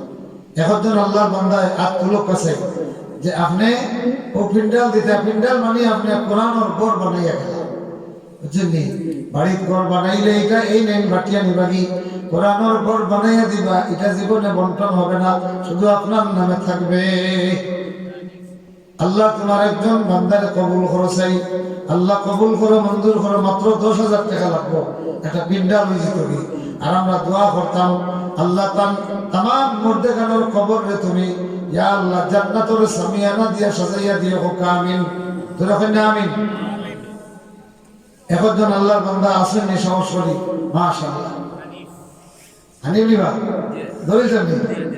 মাশাআল্লাহ মাশাআল্লাহ। আমার বড় প্রিয় ছাত্র হানিফ। মাঝে মাঝে গরম হইতাম, এটা বুদ্ধ দেওনি আমার ছাত্রগুলো আমি মাঝে মাঝে গরম হইলে এটা খাতির করতাম না। এখন এরা ফোন করে হইন সে খান্দন ধরে দিন মারতা না, মানুষ হইলাম না। হ্যাঁ আল্লাহ, আমার ছাত্রগুলো যতটা আঘাত করছি আল্লাহ ততটা বরকত তুমি দুনিয়া তারারে দেও। হোক আমিন। ধরে হয় না আমিন। আমার হানিফে দিলাই বা আগামী বছরের পিন্ডাল মাশাআল্লাহ। হোক আরেক জনের পুস্টারটা দিলাই, পুস্টার ওরা 3-4 হাজার ও 6,000 টাকা করে। এখন সামনে বছর খেয়ে দিতে হোক কাছে এই পুস্টারটা। আল্লাহ কবুল করো, মঞ্জুর করো। আমিন ইয়া রাব্বাল আলামিন। সাদা কাগজ রঙিন খালি দিয়া মাহফিলের কথাটা দেওয়ালে দেওয়ালে প্রচারিত। আমরা দোয়া করবো আল্লাহর জান্নাতের দেওয়ালে দেওয়ালে তোমার নাম লেখা থাকতো, তোমার আওলাদের নাম লেখা থাকতো, তোমার মুর্দেগানোর নাম লেখা থাকতো। হোক আমিন। আমিন। ভালো না? 3-4 হাজার টাকার ব্যাপার। মাইক হয়ে গেছে, পিন্ডাল হয়ে গেছে, পোস্টার হইলে তুই যাবে দেখি খেয়ে দিতাম। আল্লাহ কবুল করো, মঞ্জুর করো। আমিন ইয়া রাব্বাল আলামিন। জিকির করেন সুবহানাল্লাহ আলহামদুলিল্লাহ আল্লাহু আল্লাহ আল্লাহু আল্লাহ আল্লাহু আল্লাহ আল্লাহু আল্লাহ আল্লাহু আল্লাহ لا إله إلا الله محمد رسول الله। আসেন দেখে আল্লাহ শুধু পোস্টার বাকি রইলাম খেয়ে দিতাম সাব হল 4,000 টাকা লাগবে। ইয়া আল্লাহ, আল্লাহ কবুল করো, মঞ্জুর করো। আমিন ইয়া রাব্বাল আলামিন। মাত্র 4,000 টাকা লাগবে। একজন আল্লাহর বান্দায় খোকা বা 2 জনে মিলিয়ে 3 জনে মিলিয়েও দিল। আল্লাহ কবুল করো, মঞ্জুর করো। আমিন ইয়া রাব্বাল আলামিন। আল্লাহ তোমার যেই বান্দায় পুরস্কারের ওয়াদা করলা মিলিয়ে দিলে, আমার মাসুমিয়া আমার মুজিব ভাই 2 জনে মিলিয়া আল্লাহ আগামী বছরের পোস্টার দিলেইবা তারা যেইভাবে রঙিন খালি দিয়া সাদা কাগজের পোস্টার বানাইয়া দেওয়ালে দেওয়ালে টানানির ব্যবস্থা করবা। আল্লাহ তাদের আওলাদের নাম, তাদের মুর্দেখানের নাম জান্নাতের দেওয়ালে দেওয়ালে লিখে রাখো। আমিন। কত হয়ে গেছে? আলহামদুলিল্লাহ, আলহামদুলিল্লাহ রাব্বিল আলামিন, والعاقبة للمتقين، والصلاة والسلام على سيد المرسلين محمد وآله وصحبه أجمعين. ربنا ظلمنا أنفسنا وإن لم تغفر لنا وترحمنا لنكونن من الخاسرين. اے آسمان بنانے والا، اے زمین بنانے والا، اے بنوار آسرائے دینے والا، اے شاعر شایعتا دینے والا، اے بیمار شفا دینے والا، اے নিঃসন্তান औलाद देने वाला, اے गुनाहगार के क्षमा देने वाला, اے गुनाहगार क्षमा देने वाला, اے गुनाहगार क्षमा देने वाला। খালি হাতে আশা নিয়ে আসিয়াছি সাই, নিরাশা হইয়া যেন ফিরে নাহি যাই, নিরাশা হইয়া যেন ফিরে নাহি যাই। गरचे दुनिया में लाई मैं सही बस यार की, फिर न कुछ तोहफा मला लायक तेरे दरबार की। दिले सद चाक जो सरताब पावे नो रहे, गरचे ये दिया न मेरा काबिले मंजूर है, गरचे बरपा शोर है मेरे दिल बेदाद का, सुनने वाला कौन है तुझे बिन मगर फरियाद का, सुनने वाला कौन है तुझे बिन मेरा फरियाद का। তুমি ছাড়া কারো কাছে করি বরুদন, তুমি ছাড়া কে বুঝিবে বন্দরি বেদন, তুমি ছাড়া কে বুঝিবে কামদারি বেদন। ওনার কারণে রহমত দূরে না রাখিও, তোমারে ভুলিলে মৌলা তুমি না ভুলি, তোমারে ভুলিলে মৌলা তুমি না ভুলিও। করো কি না করো দয়া ধরেছি দামন, জীবনে মরণে আল্লাহ নবে ছাড়ো, জীবনে মরণে আল্লাহ নবে ছাড়ো, জীবনে মরণে আল্লাহ নবে ছাড়ো। তোমার ছাড়িয়ে আল্লাহ যাব কর দুয়ারে, তোমার ছাড়িয়ে আল্লাহ যাব কর দুয়ারে, তুমি ছাড়া কে চিনবে তোমারে হাফিজ, তুমি ছাড়া কে দেখিবে তোমারে বন্দারে, তুমি ছাড়া কে চিনিবে তোমারে बंदरे। हर तरफ से होके हम खरो तबाह, अपने अब तेरे दर पर या इलाह, अपने अब तेरे दर पर या इलाह। সকলের দরওয়াজা হইতে ফিরিয়া তোমারি দুয়ারে রইলাম পড়িয়া, তোমারি দুয়ারে রইলাম পড়িয়া। তুমি যদি মাফ না করো আমরা রে,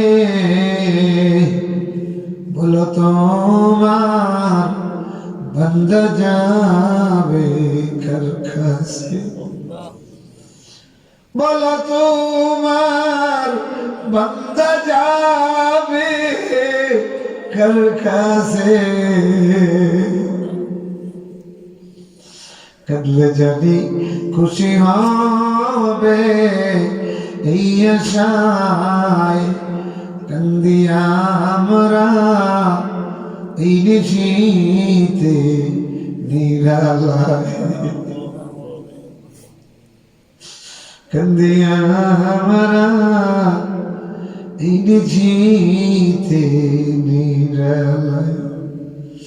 ও মৌলা রে, একটা অবুঝ বাচ্চা যখন মা মা কইয়া ডাকে, ঘুমন্ত মা লাফ দিয়া তার বাচ্চাটাকে সাড়া দেয়। একটা সন্তান যখন বাবা বাবা কইয়া ডাক দেয়, দুনিয়ার কেউ জবাব না দিলেও বাবা তার দিকে দৌড়াইয়া যায়। আমরা জানি গুনার বোঝা লইয়া আল্লাহ আল্লাহ কইয়া কান্দিলে আরশে আজিম থেকে খবর হয়। এই জন্য মাওলা রে, গুনার বোঝা লইয়া ভিখারির মতো কাঙ্গালের মতো পাগলের বেশে আল্লাহ আল্লাহ বলে তোমার দুয়ারে হাত বাড়িয়ে দিয়েছে। হে আল্লাহ তাআলা, আমাদের কান্না দেখিয়া দুনিয়ার মানুষে পাগল বলে বলুক, তাতে হাফিজুর রহমানের কিচ্ছু হয়ে যায় না। দুনিয়ার মানুষে বেলকিবাল বলে তাতে আমাদের কিচ্ছু আসে যায় না, কেননা তোমার দুয়ারে কান্দিয়া যে সুখ পাই আর বাদশা হওয়াতে সেই আরাম পাওয়া যায় না। আল্লাহ তোমার কাছে কাঁদলে ভালো লাগে তাই কান্দি, তোমার কাছে ভিক্ষা চাইতে ভালো লাগে তাই কাঙ্গালের মতো হাত বাড়াইয়া দেই। আল্লাহ, আমরা জানি তোমার দরবার থেকে কোনো ভিখারি খালি হাতে ফিরে আসে না। আল্লাহ, এই মাহফিলের তোমার একজন বান্দারেও খালি হাতে ফিরাইয়া দিও না। সকলের মনের হাজাত বলেন আল্লাহ আল্লাহ, আয় আমার আল্লাহ আল্লাহ अल्लाह।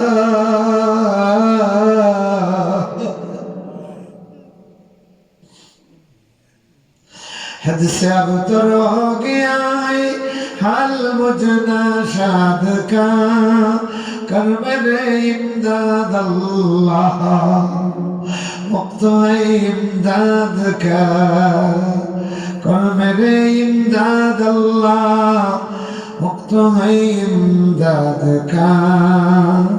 हद से अब तर हो गया है हाल मुझना शाद का, लुत्फ कर रहे लुत्फ रहमा, वक्त है अल्ताफ का, वक्त है अल्ताफ का। কি করিব কোথায় যাইব ভাবিয়া হয়রান দুয়ারে আসিয়াছি আপনার জানিয়া মেহেরবান। আল্লাহ আমাদের আম্মা আব্বা যাদের নাই বাবার কবর জান্নাতের বাগান বানাইয়া দাও।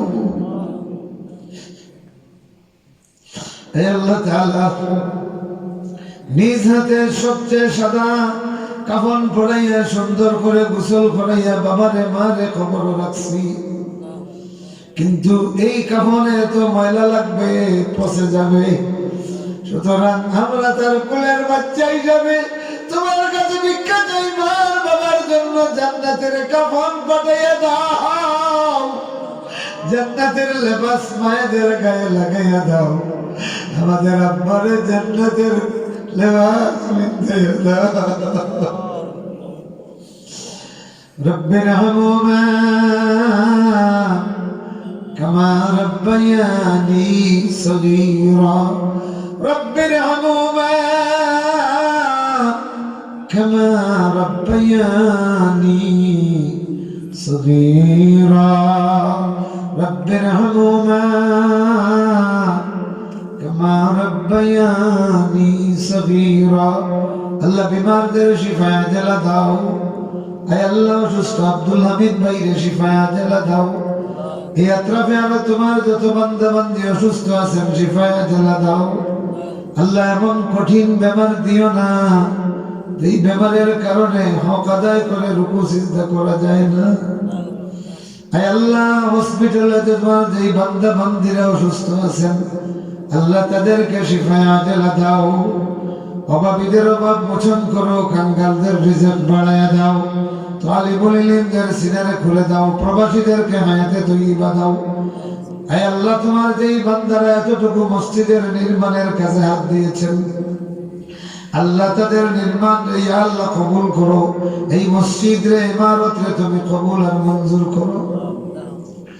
সাল্লাল্লাহু তাআলা আলা খাইরিল খালকি মুহাম্মদ ওয়া আলিহি ওয়া সাহবিহি আজমাইন, আমিন বিরহমাতিকা ইয়া আরহামার রাহিমিন। আসসালামু আলাইকুম।